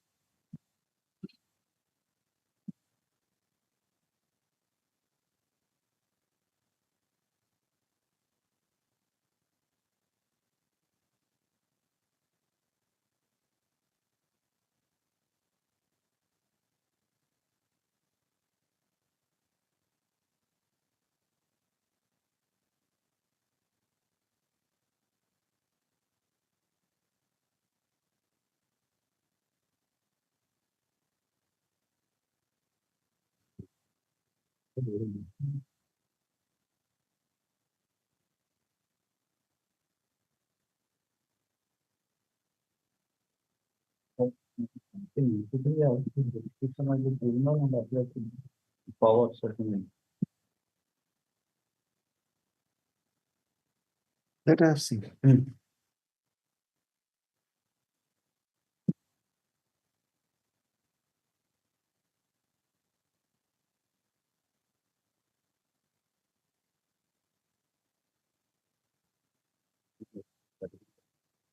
Where is the period of limitation provided? Section 17 of the 17 of the Surface Act, 17 it talks about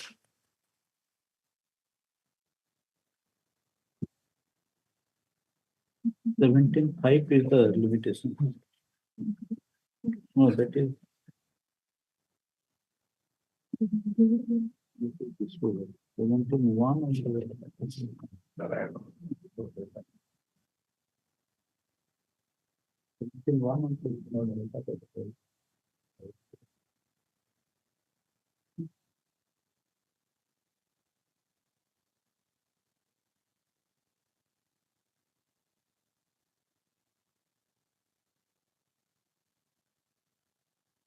17.1 From 17.1, subsection 1.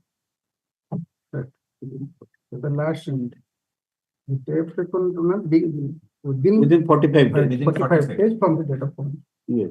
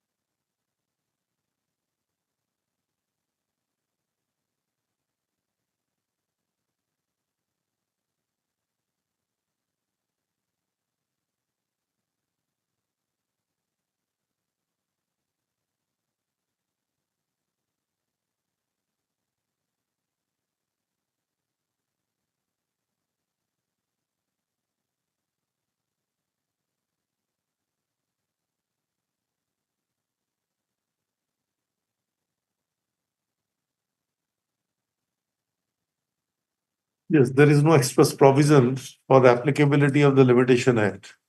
Millards, that is the question, Millards. So there is no power that, or there is no provision. Now, question is that whether it can be impliedly made applicable. Yes. In absence of any express provisions in the statute itself. Now, let's here, if I may proceed, your lordship may kindly, before your lordships have to go to that larger question, which belongs in fact in Calcutta High Court of Akshita Commercial is the judgment. That also says so. Here, Urban Cooperative Bank, branch manager, Urban Cooperative Bank, that judgment of Orissa High Court. Now, yes, there's an earlier judgment of Murari, which says that it can be condoned. Probably with my endeavor today is to make it simpler for your lordships in the sense that probably the conduct itself of the party, even if section 14, the benefit of section 14 is to be taken. Then you have to forego the preliminary point. No, that I have taken 3 grounds. No, first ground is if the Limitation Act does not apply, then the question of sufficiency of the cause becomes irrelevant, redundant straight away. Then why we will enter into those arena? We will not. If we say the Limitation Act does not apply, then the power under section 5 cannot be exercised. That's straight away. I bow down. So let us examine this. If it appears that the matter is pending or subject is before the Supreme Court, then we'll have to see that what point has been referred. In fact, Millards, exactly the same. In fact, because of this reason, Millards, this matter was adjourned that pending Supreme Court. This matter was adjourned. That to await the outcome of the onwards. And if there is a conflicting decisions of this court operating simultaneously in the field, then we can refer the matter to a larger bench. It is the 3-judge bench or at least a 5-judge bench to decide the point. So, yes, again, Millards, the question then will arise that what will happen when the matter is pending before the Supreme Court. Now, there are line of judgment of the Supreme Court is that pending the reference to or before the larger bench does not create any deterrence in the High Court in following the last principles of law. The question is not pending a reference before a larger bench. The question is now pending before the Supreme Court. Maybe the Supreme Court may be insisting of the matter and in contemplation of deciding the same. But the law which stands, there is no fetter because it will remain that every litigations where this point is involved, it should remain in abeyance. That cannot be. That cannot be. Can't be. So one has to. So we can decide this point. If there is a coordinate bench decisions, then show us those coordinate bench. If we do not agree with that, then we can refer it to the larger bench. Very well. In that event, may I, Millards, then prepare a note insofar as the conflicting decisions are concerned.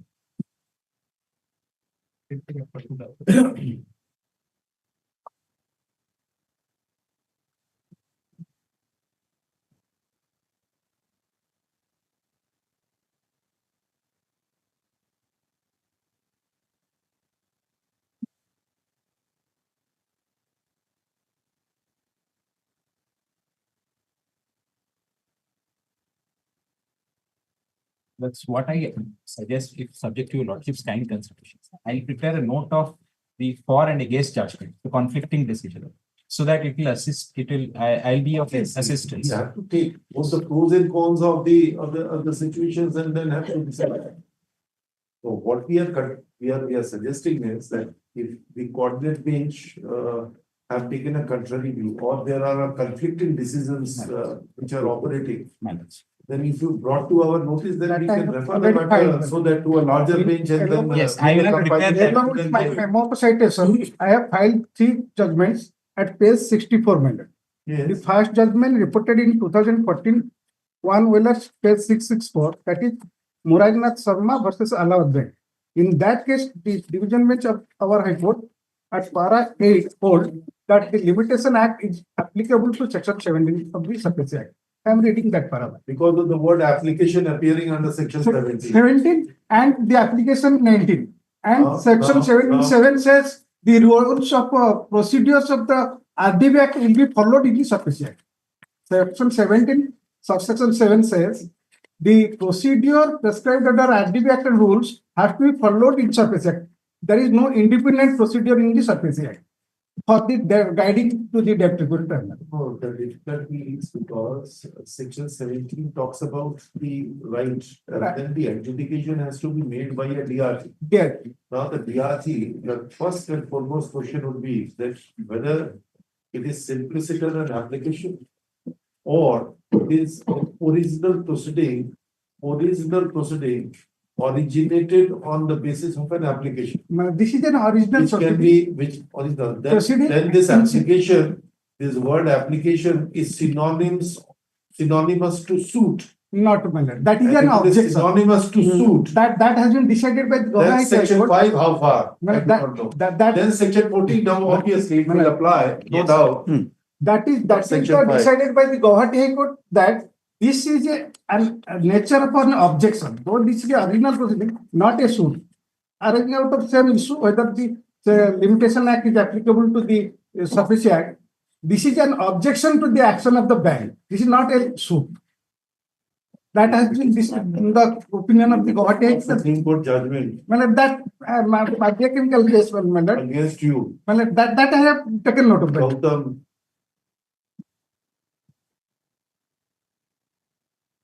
That has since prior to 2016. Just let me nowadays. Prior to 2016, that was the nature of an appeal. After amendment, that became a remember the name of Gautam. Gautam, I'm just trying to figure out the surname.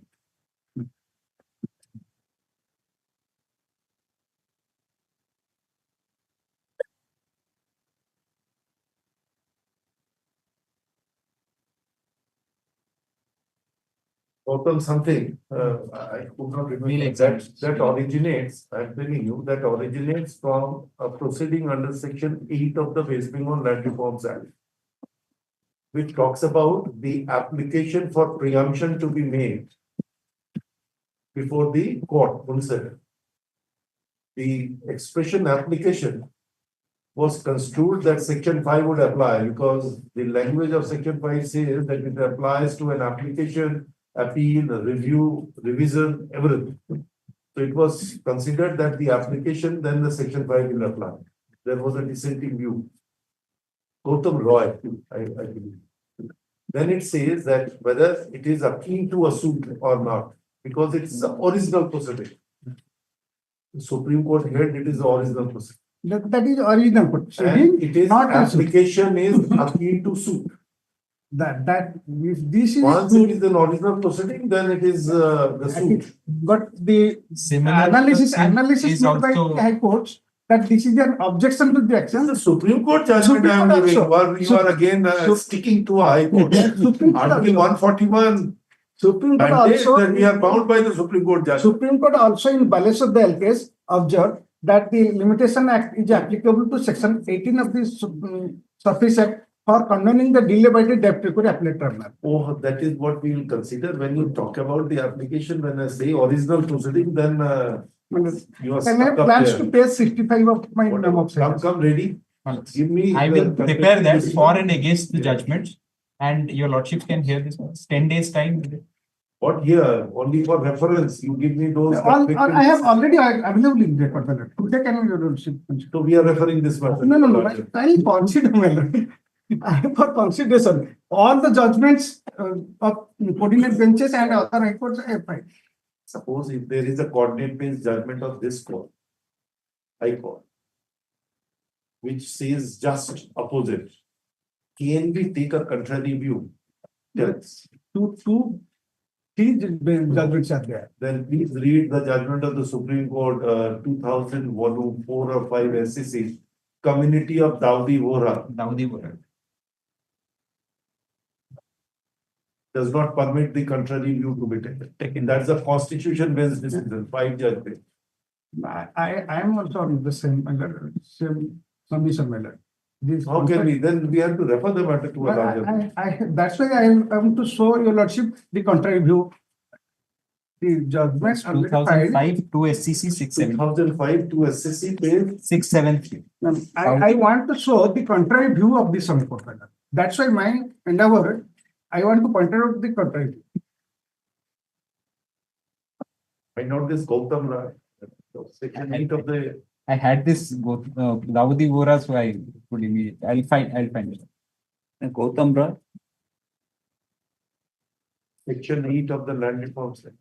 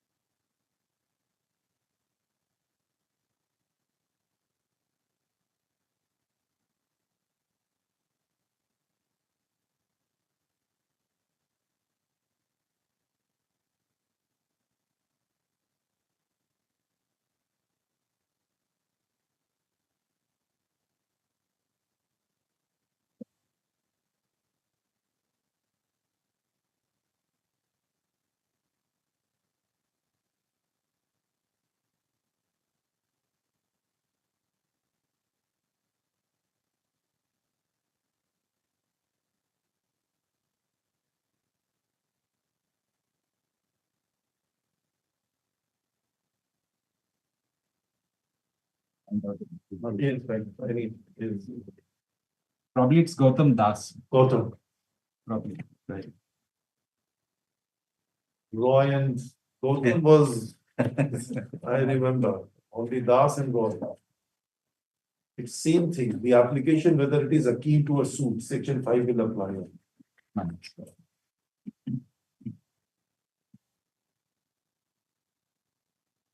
Come with that.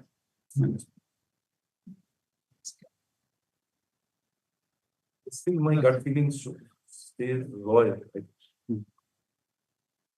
We will go to that. Yes. What's this Nirbhaya Chandra Chaudhary? It is relating to section 8 of West Bengal Land Reforms. Applicability of section 5 of the limitation. Well, I'll find out. Gautam Roy or Gautam Das. Please also address on section 29 of the RDB Act. The RDB Act. No. Limitation. Limitation Act itself, where it is not specifically Section excluded. 5 to section 28 in a case of a special act when the limitation is provided, how far it will go. Consider that. Consider that. Yes, What's is keeping it? when tomorrow or whatever you say, we will refer the matter to a larger bench. Could it be first week of May? For reference. But with some difficulty in the next week. So that I violation will be.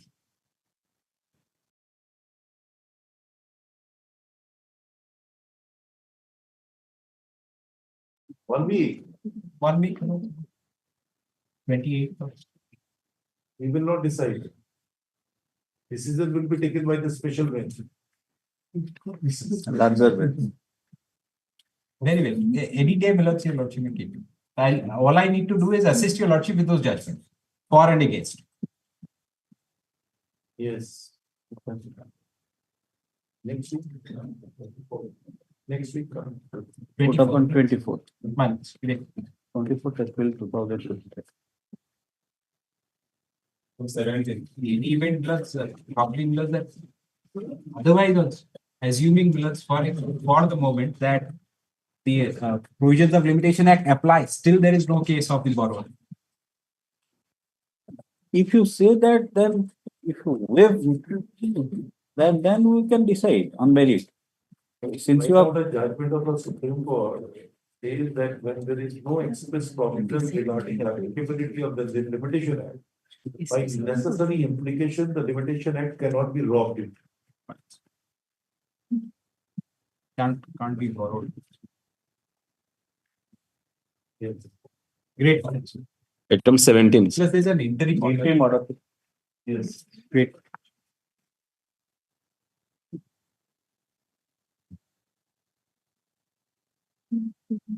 Yes, Mr. Sharma. Order of compulsory retirement as the subject matter of challenge before the Honorable Court had ordered. Also benefits. What is that? Pensionary benefits, everything. You have already received also. Compulsory retirement, my lord, on the basis of, You will get it. on the basis of two things. FIR, it was found to be a malicious prosecution and the police recommended prosecution against the informant, my lord. That case has been used. You gone for a malicious prosecution. Delhi police has submitted that report, my lord. Reputation is 1 year from the date of equity. Yes. So you Because well, that FIR is being used against me, or it has been taken into account by the High Court for the purpose of giving compulsory retirement. And ultimately, police filed final form in that case saying that it's a completely false case and informant is now being prosecuted, my lord. Who lost the FIR is being prosecuted, my lord. Perjury. Yes. And giving false information, giving false case, my lord. The prosecution has been initiated. What was the allegation against? But there are, on the basis of two things, my lord. What was the allegation against you in that? That I had taken money from somebody to arrange a job for his relative, my lord. Accordingly, money was transferred to account. That account doesn't belong to me. During the investigation, it is revealed that the account belongs to somebody else. That is the finding of the police. And the police gave a report to this honorable court during the progress of the investigation saying that it's a completely out and out false case, my lord. There is no material to proceed against these two officers, my lord. I am one of them, my lord. It's a completely false case, my lord. And there no transaction took place. I have never met those people, my lord. The officer concerned never met these people who made the transaction, my lord. And the police, Delhi police has recommended that, yes, the prosecution should be launched against the informant who filed a false case, and accordingly, case has been instituted, and the honorable court has taken cognizance. Then SDGM has taken cognizance of offence and issued process against the informant, my lord. He is facing the prosecution now, my lord.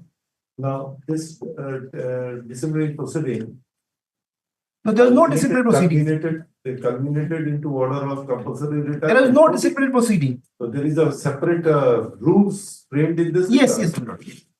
By virtue of Rule 44 of Odisha Superior Judicial Service and Odisha Judicial Service Rule 2007, compulsory retirement is being given without there being any disciplinary proceeding. Yes, my lord. Everywhere in every state. Yeah, every statute, yes, my lord. The only bracket is in some state it says not below 50, some state says not below 55, some state says not below 58. Yes, it says our rule is 50, 55, and 58. That is review. Sir. Review, and then whether he'll be allowed to continue or not decided, and if not allowed, then the order of compulsory retirement, whatever, my lord. So what I'm saying, my lord, there is an FIR, and that FIR is being used against me. Is that the only ground? Second ground is misuse of official vehicle. For that, my lord, the honorable court on a Saturday directed me to deposit the money. There was Sunday and Monday I was asked to deposit the money. I deposited the money, my lord. Despite the fact that I have not exceeded the limit prescribed, whatever explanation I filed, that explanation was not considered. It was simply said on consideration. How it was considered, whether my explanation is acceptable or not, it has to be reflected in the order. If I filed an explanation. What is your ACR? Throughout good and very good. There is no advance entry, my lord. That is the counter of the opposite party. There is no advance entry, and throughout the career, good and very good.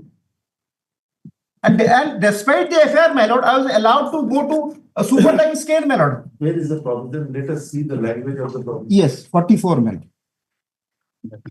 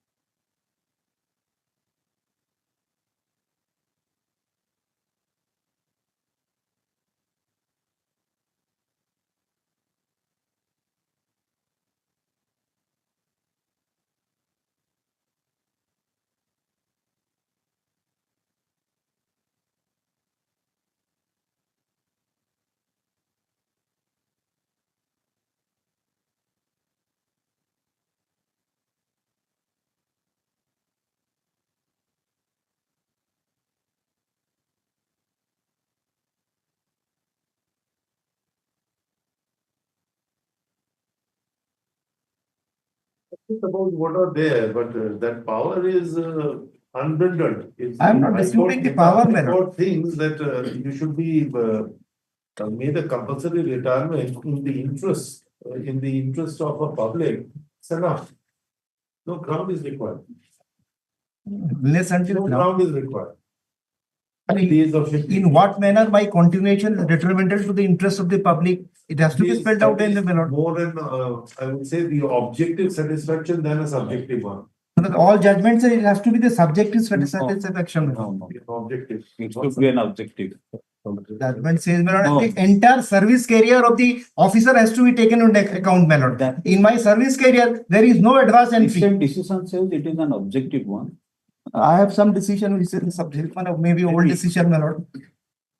This is subjective satisfaction, and the entire service career of the officer has to be taken into account, not the later period, my lord. The entire service record. And if you also see the entire service record, no reason is also required. Yes, the reason, no natural justice, no reason. Consultation with the High Court, the governor does it. If the governor has already issued on consultation or with consultation of the High Court. My lord, first round, my lord, governor returned the file to the Honorable High Court for reconsideration. Then reconsideration. Yes, my lord, yes. No, I represented, and the governor felt probably the grounds are not adequate. That's why the matter was remanded.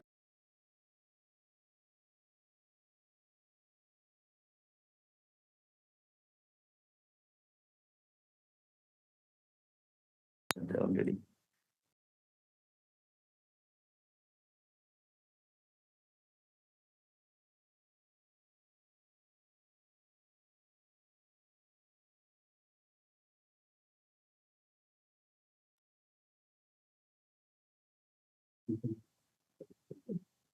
It appears something.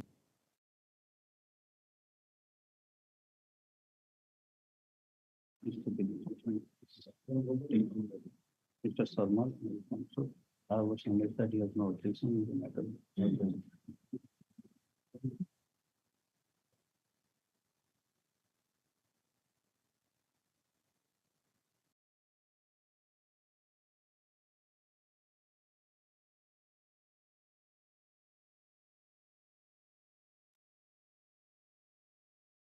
Yes, sir. That was our.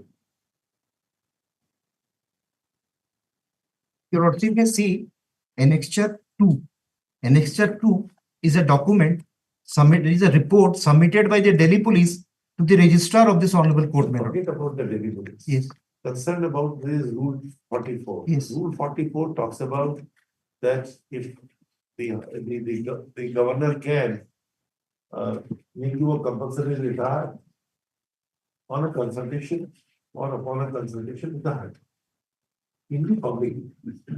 That's the only thing. No grounds is required, nothing is to be made out, no inquiries to be conducted, nothing of that. Yes, yes. My lord, I do not dispute the power. Whether there is any justification for exercise of power. Why should there be? No, my lord, because 3 months. Because the court relied on something which ended up in file form. Where is the order imposing a compulsory retirement, which indicates that these are the grounds you are made to. Review committee took a decision.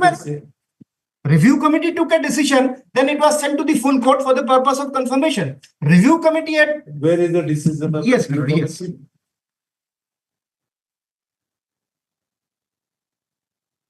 Annexure P/1, page 72. 73, my lord, the relevant page starts from 72. P/1, annexure filed by the state government. Counter affidavit. Yes. Page 72. It starts from 72. The relevant page is 73. Well, it's counter affidavit by OP1 at page 14 of the counter affidavit, and it should be by 1. So there are two counter affidavit, my lord, one filed by the state, other filed by the High Court. I am referring to the counter affidavit of the state government.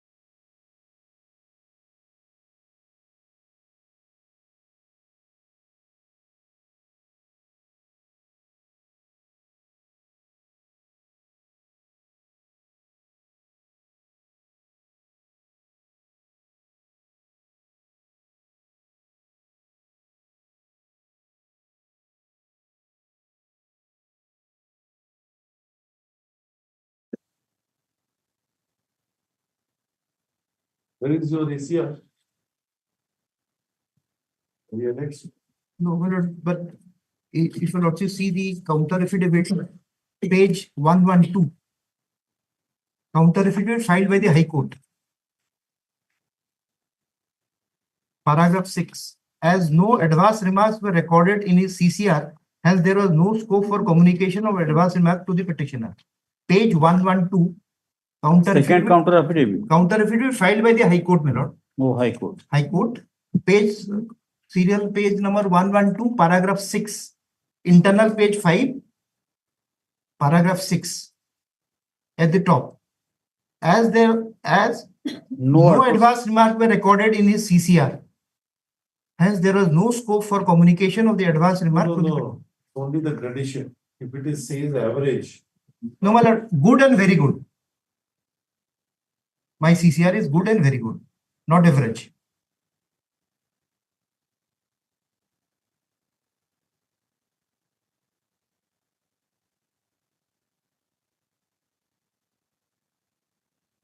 What do you say, ma'am? My lords, if I may refer to the review committee meeting report, the CCR, the personal file, vigilance report, overall performance, all were considered. And That we have discussed already. We have read it and discussed. my lords, apart from the question of FIR, there are other allegations which are also mentioned in the review committee meeting. We have read it. Yes, my lords. The transportation, these charges.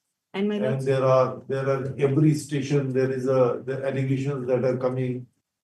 There are also, it is stated that most of them that has been closed, nothing. So there was nothing that could come. Rule 44 does not prescribe or provide for resigning any reason. no, my lords. And if I may refer to Does 19. not require, but why the reason is assigned? My lords, this is Once you put a stigma,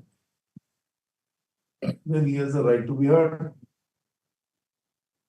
my lords, in the review committee meeting, my lords, if I may refer, there are various reasons assigned. I agree, my lords, as per rule 44, there is no requirement of, but when it comes to pointing out what is detrimental to public interest, in that context, what were detrimental was considered by the review committee meeting. And these points were taken into consideration while passing this order, my lords. And also, this order was confirmed by full court reference, my lords. And my lords, if I may refer to one judgment of 1976 to SCC 977, the recommendation of the High Court is final, my lords. And That's true, no doubt about it. But the law has seen a radical changes subsequent thereto. Previously, it was within the domain of the employer or the authorities. Now it has been, after that, the principle of natural justice has grown to a greater height. And if you put in a stigma, then he is entitled to be heard. Stigma means if you make any adverse comment on him or his demeanor or his conduct, whatever, then he is entitled. Well, Can't violate the principle of natural justice. my lords, but all the relevant records were taken into consideration, my lords. And it was also approved by the full court. No, there was no difficulty, madam, that everything we have taken note of everything and then we found not suitable for public purpose. Matter would have ended.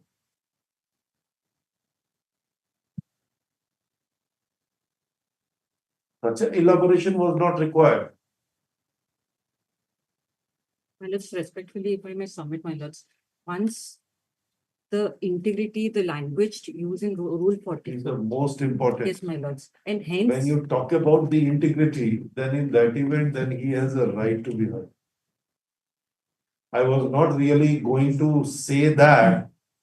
I did not say, but since you uttered these words, so. No, my lords, but in the end, the full court order is what has been sent to the state, and that full court order is what the state has to follow, my lords, as per Supreme Court and as per Rule 44 as well.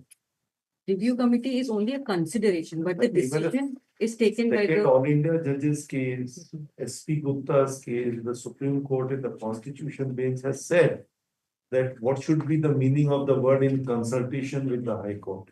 Yes, my lord.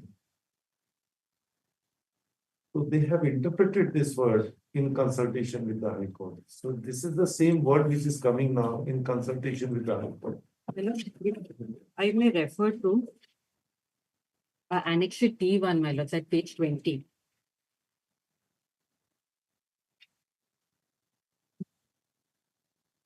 Let me submit the minutes of the meeting of full court approving the report of the review committee is the final decision. This committee report is what is sent to the state for approval as per Rule 44. Governor. Governor. State. To governor. Governor. And the governor has the final authority to dismiss, approve, because the final authority lies with the governor. And hence once full court. Madam, there is no difficulty. The procedure has been followed.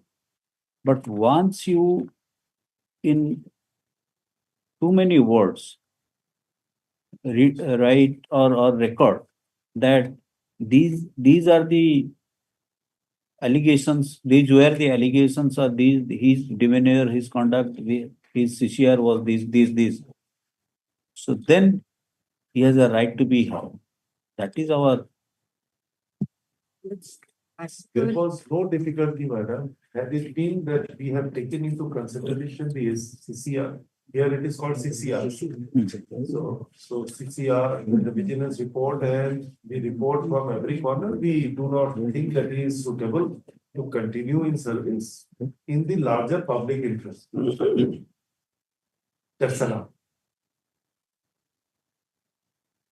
Not such elaboration. Well, if that is at what is at page number 16 is precisely that, my lords. Considering, have you considered above Why material there? every incident should not be mentioned. It should not happen. Anyhow, let me ponder upon the thing. Let us see.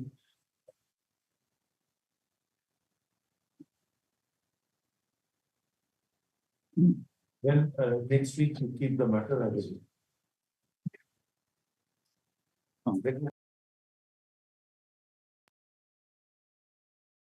Put up this matter on 24th April 2025. For those matters where they say eviction. Let's in this matter also, my lords, I'll try to find out more judgments to. Please find out. Yes. 76. I heard I may be pardoned to mention. The present petitioner, the appealant was allotted a particular premise. Item 76. You see, the appealant was allotted a particular premise in the MKCD medical at Barampur to run a STD booth cum shop minutes. It was renewed from time to time. The last renewal. Where is the judgment of the if you lordship sees page 88. Page 88. That would be an extra 15. 15. 15.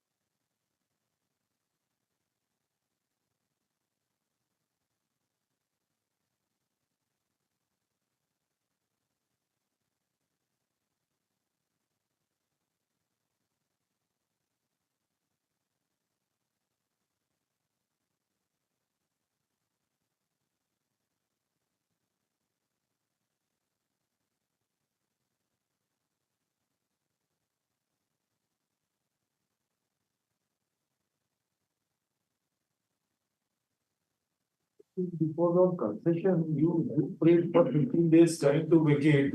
The court has given you a time to vacate for 15 days. What more? In the petition notes, my prayer was of 2/4. That is recorded in para 3 of the impugned order. Para 3. First thing is, let you go out, we will consider everything, that what we can grant you a relief. First you go out as you prayed for, but you can't continue holding Well, the reason why this writ appeal has been filed is that while the notice was impugned before in the writ petition, my writ petition in 2018, which was filed, challenging another notice and a prayer for rehabilitation and renewal of my lease, that was pending. That writ petition, an interim order was passed not to take any course of action. That order, counter affidavit, was filed by the opposite party. That particular writ petition got dismissed for non-prosecution with the liberty to restore it. We filed a restoration application as soon as that was communicated to us. That was registered with a CMAPL. While the CMAPL was filed, the opposite party number 2 issued a notice giving me 2 days time to vacate the 15 days time was given to you. What my predicament in filing the writ appeal is, by virtue of this order where I had only challenged the notice, the order has been passed directing me to vacate within 15 days, which in essence has made the pendency of that CMAPL, my prayer for renewal and rehabilitation, redundant. So in essence, my lords, that particular writ petition where counter has been filed and subject matter is this was dismissed, the appeal, the writ petition got dismissed. Till date, it has not been restored. So, I filed a restoration application on the next day. Does it mean that the court will stay away, or it automatically revives the interim order passed there? At this juncture, I do not have the remedy available to, in fact, pursue the CMAPL, because what can be done? Get it restored, and it will be taken into account. Why? What would be the purpose to pursue the CMAPL? It's because my prayer to rehabilitate or to renewal my lease, which has been pursuing since 2013, is still there, Malas. Lease. It was a license. It was an allotment. It was an allotment. Allotment. It's a license only. Yes. Why do you call it a lease? That allotment's renewal is pending adjudication. They did not renew the allotment, for which I filed a writ petition. What was the condition of allotment? What was the condition? Is there any clause of renewal? There is no clause, but the last it was renewed in 2013. What are the conditions of the allotment? The allotment would be that I will operate. Where is the allotment is at page 20, Annexure 3.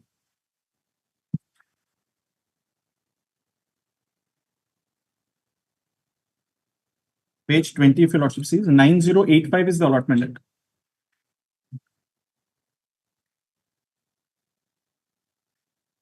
Where is that letter of 15 years? There is a letter of 10/11/19. 10/11, if your lordship will see, 10/11 is at page 18. That would be Annexure 2. Referring to these conditions, that allotment letter was issued.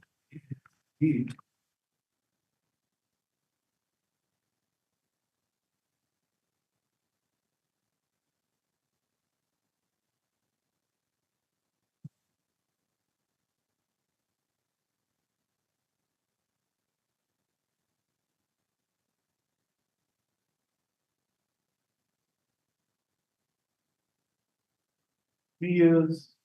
Yes. Yes. And last renewal was extended for a period of 1 year. Last renewal was 2013. What? Renewal or extension? That was that. If your lordship sees page 28, that is the last and latest office order, which was issued at Annexure 6. Allowed to run. It's not a renewal. Allowed to run for a period of, that was a period mentioned from 12 to, yes, That's merely an extension. Yes. So then the period is mentioned. Now you go. Thereafter, I was there till letter was issued. It was 2013. 13. Now your lordship. Yes. The premises for more than the original period. Now the last order for which I had filed this writ petition, the earlier writ petition, is at page 49. If your lordship sees page 49, Annexure 8.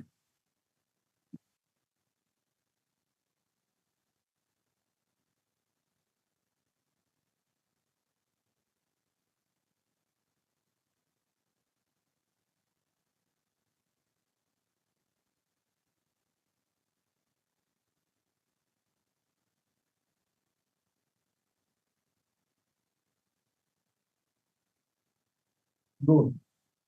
No. Simply talks that there was no extension which is given after 2013. You remain in occupation without any authority. The Annexure 7 series would go on to show that I have approached them. Or maybe that writ petition got dismissed. Writ petition, if your lordship sees page 51. That got dismissed. Dismissed. It has not been restored. So what more? You are challenging this order. This order. Which order you are challenging? The order challenge is at Annexure 15. Page 88, operative portion 90. My contention is, the direction to vacate when the primary challenge was in essence the notice which was issued giving me 2 days time. No, where is a notice dated 25/3/2025? That would be Annexure 12, page 56.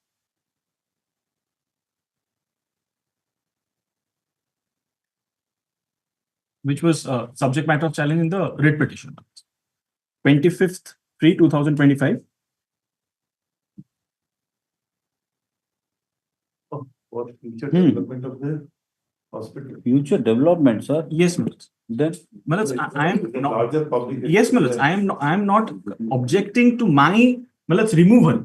All I'm saying is that the other shop rooms are allowed to function. My allotment or I may be rehabilitated, given a place. I am not standing as an objection to the development. That you will take care of that. Take care of that. Does not have any But once this particular observation that I have to vacate within 15 days, that particular writ petition, even if in view of the change in circumstance, once I'm vacated on the 19th, then that particular writ petition, the prayer they made therein, which was a challenge, that becomes, I will not be able to make a prayer for rehabilitation. I do not know, that may be your perception. Once the only thing is, if your lordship sees 9, I will be evicted. Maharana, there is no semblance of right. There is, I will never object to a development which is happening in the hospital. But what I'm saying is, since I am there, there is no whisper that you will be rehabilitated if you are. But the counter affidavit was filed by them and it is pending. The matter will be adjudicated. And that will be adjudicated. Don't worry. Once I'm removed, The matter is mentioned to be taken up out of citing an urgency. It is submitted by the council. Mr. Maharana. It is submitted by Mr. Lalit Kumar Maharana.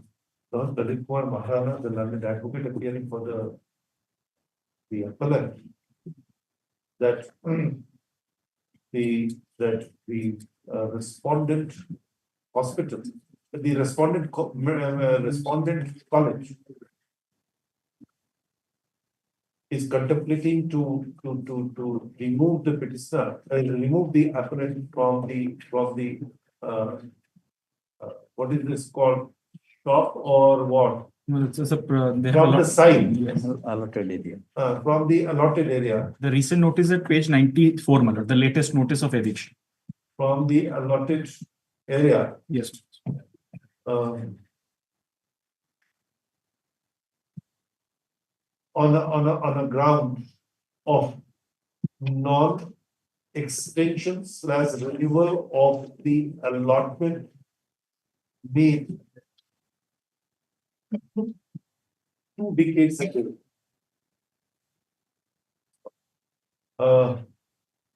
It appears that the college permitted the appellant as licensee to run a STD booth. Obviously, for STD booth being the facilities and amenities to the patients, which gradually by passage of time becomes inoperative, and the petitioner started selling the juice. What is this? Let's say he's using it as fruit juice center. It started a juice center. First off, the period which was initially fixed for 3 years was extended from time to time and lastly extended till 2013. The petitioner, the appellant remained in occupation, remained to continue operating from the said site despite the allotment having not extended, which was subsequently detected by the college authorities, and a letter was issued to vacate the site. The writ court was approached by the appellant seeking the relief of renewal of the allotment with alternative prayer of rehabilitation within the hospital compound. The said writ petition got dismissed for default and an application for restoration is still pending. The pith and substance, as it appears, as on the said writ petition has not been restored to the original file, and therefore any interlocutory order passed therein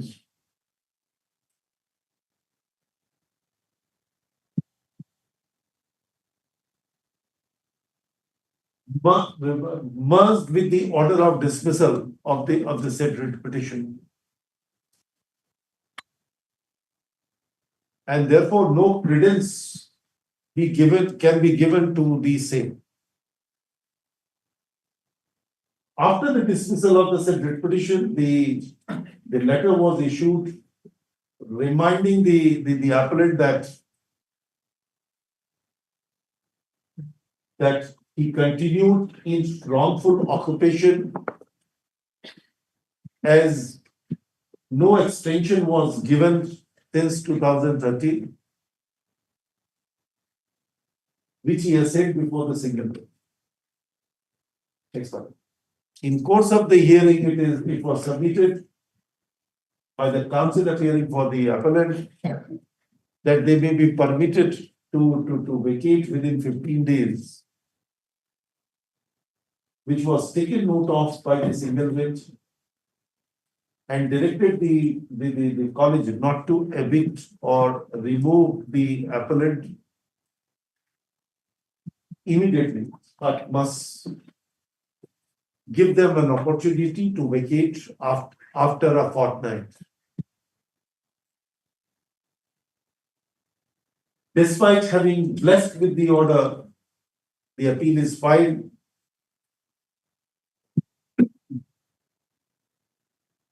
On the premise that the moment the writ petition seeking renewal / extension of the original period of allotment was filed before this court, and an interim order to the effect that no coercive step shall be taken, despite the dismissal thereof, the college cannot take steps to remove the petitioner from the site. We are unimpressed with the aforesaid submissions advanced before us, nor we find that it can give any aid to the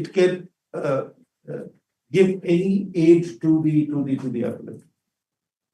The interlocutory passed in the proceeding is to protect the interest of the litigant during the currency of the said proceedings.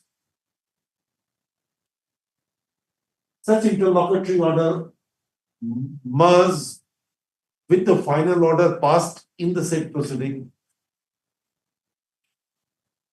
and therefore cannot have an independent existence.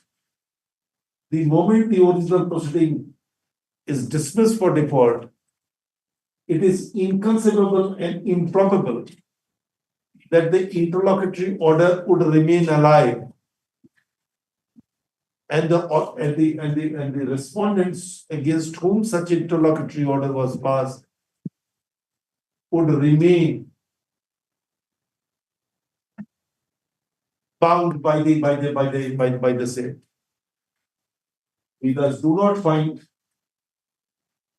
the allotment clause was purely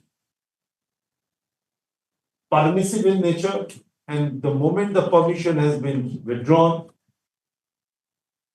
it does not create any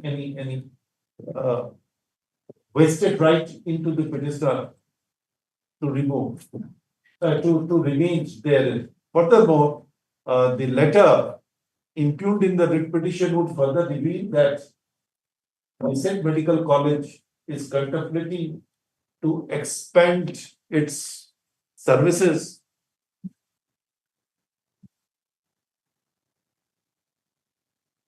to the patients, which is of larger interest. We thus do not find that it is a fit case for admission of the instant appeal. Dismiss. Sorry, sir.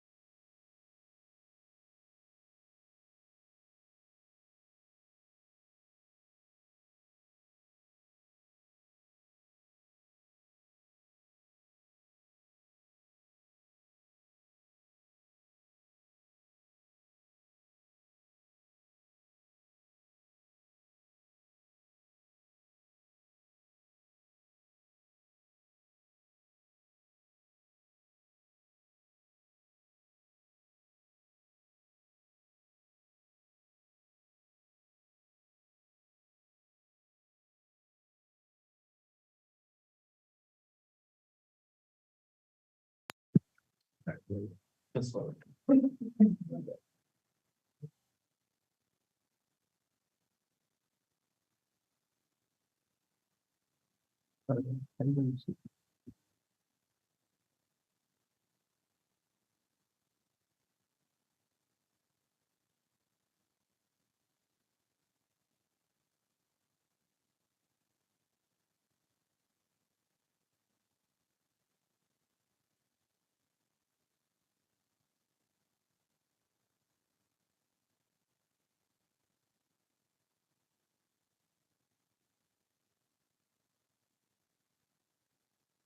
Para 5 was that was the No, I got it. But bottom line of the story is there is a permissive occupation. Yes. You cannot. Only para 6 was the view of the. I have considered. Yes. Obliged. Thanks to my brother. No. Who pointed out. Yes. Yes. Item 73. Item 73. Yes. The minor girl has been kidnapped, my lord, since my lord 1860. No, there was some addiction, somebody says. Any other matter? This is for eviction, I think. Mr. Marana's matter. This matter was already taken up earlier. My lord. Your Lordship, there were two cases, 73 and.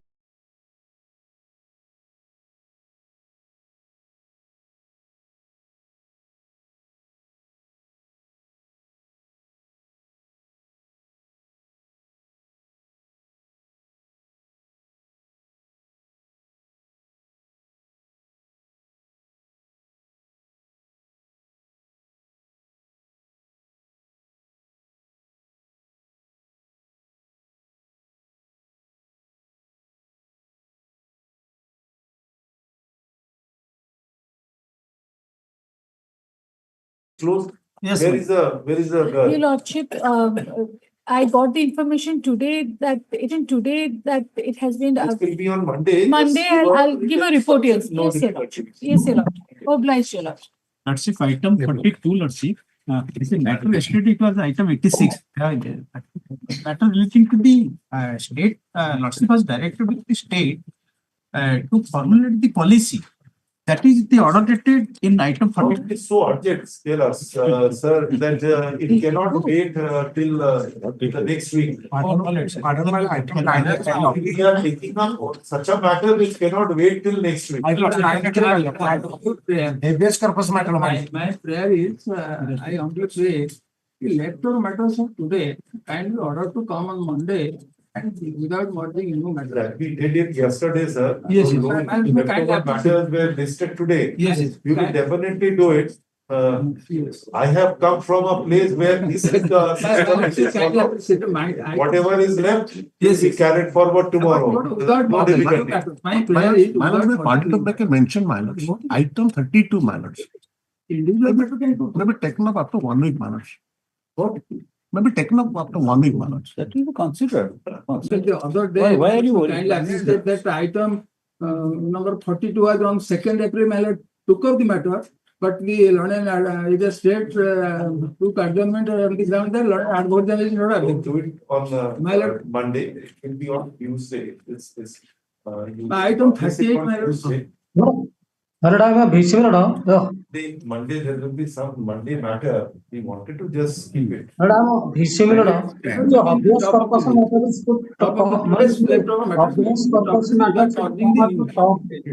worry about it, sir. We are trying, don't worry. My lord, sir, specifically fixed to 15th, 16th, 17th. So specifically fixing it to Tuesday. You are a senior counsel. Can we mentioning in behalf of the bar. I'm mentioning in behalf of the bar. If he argues, then he has to. We should give him an opportunity. If you argue less, I will be very happy. I may request for 19, IA number 1899 of 2025 has not brought down to record. Let that be brought down to record. Tuesday, you I have a small prayer in our support. 18 and 24, only not on Monday, any other day. Monday, we are not carrying it forward. Then it will be carried forward on Tuesday. Then Wednesday.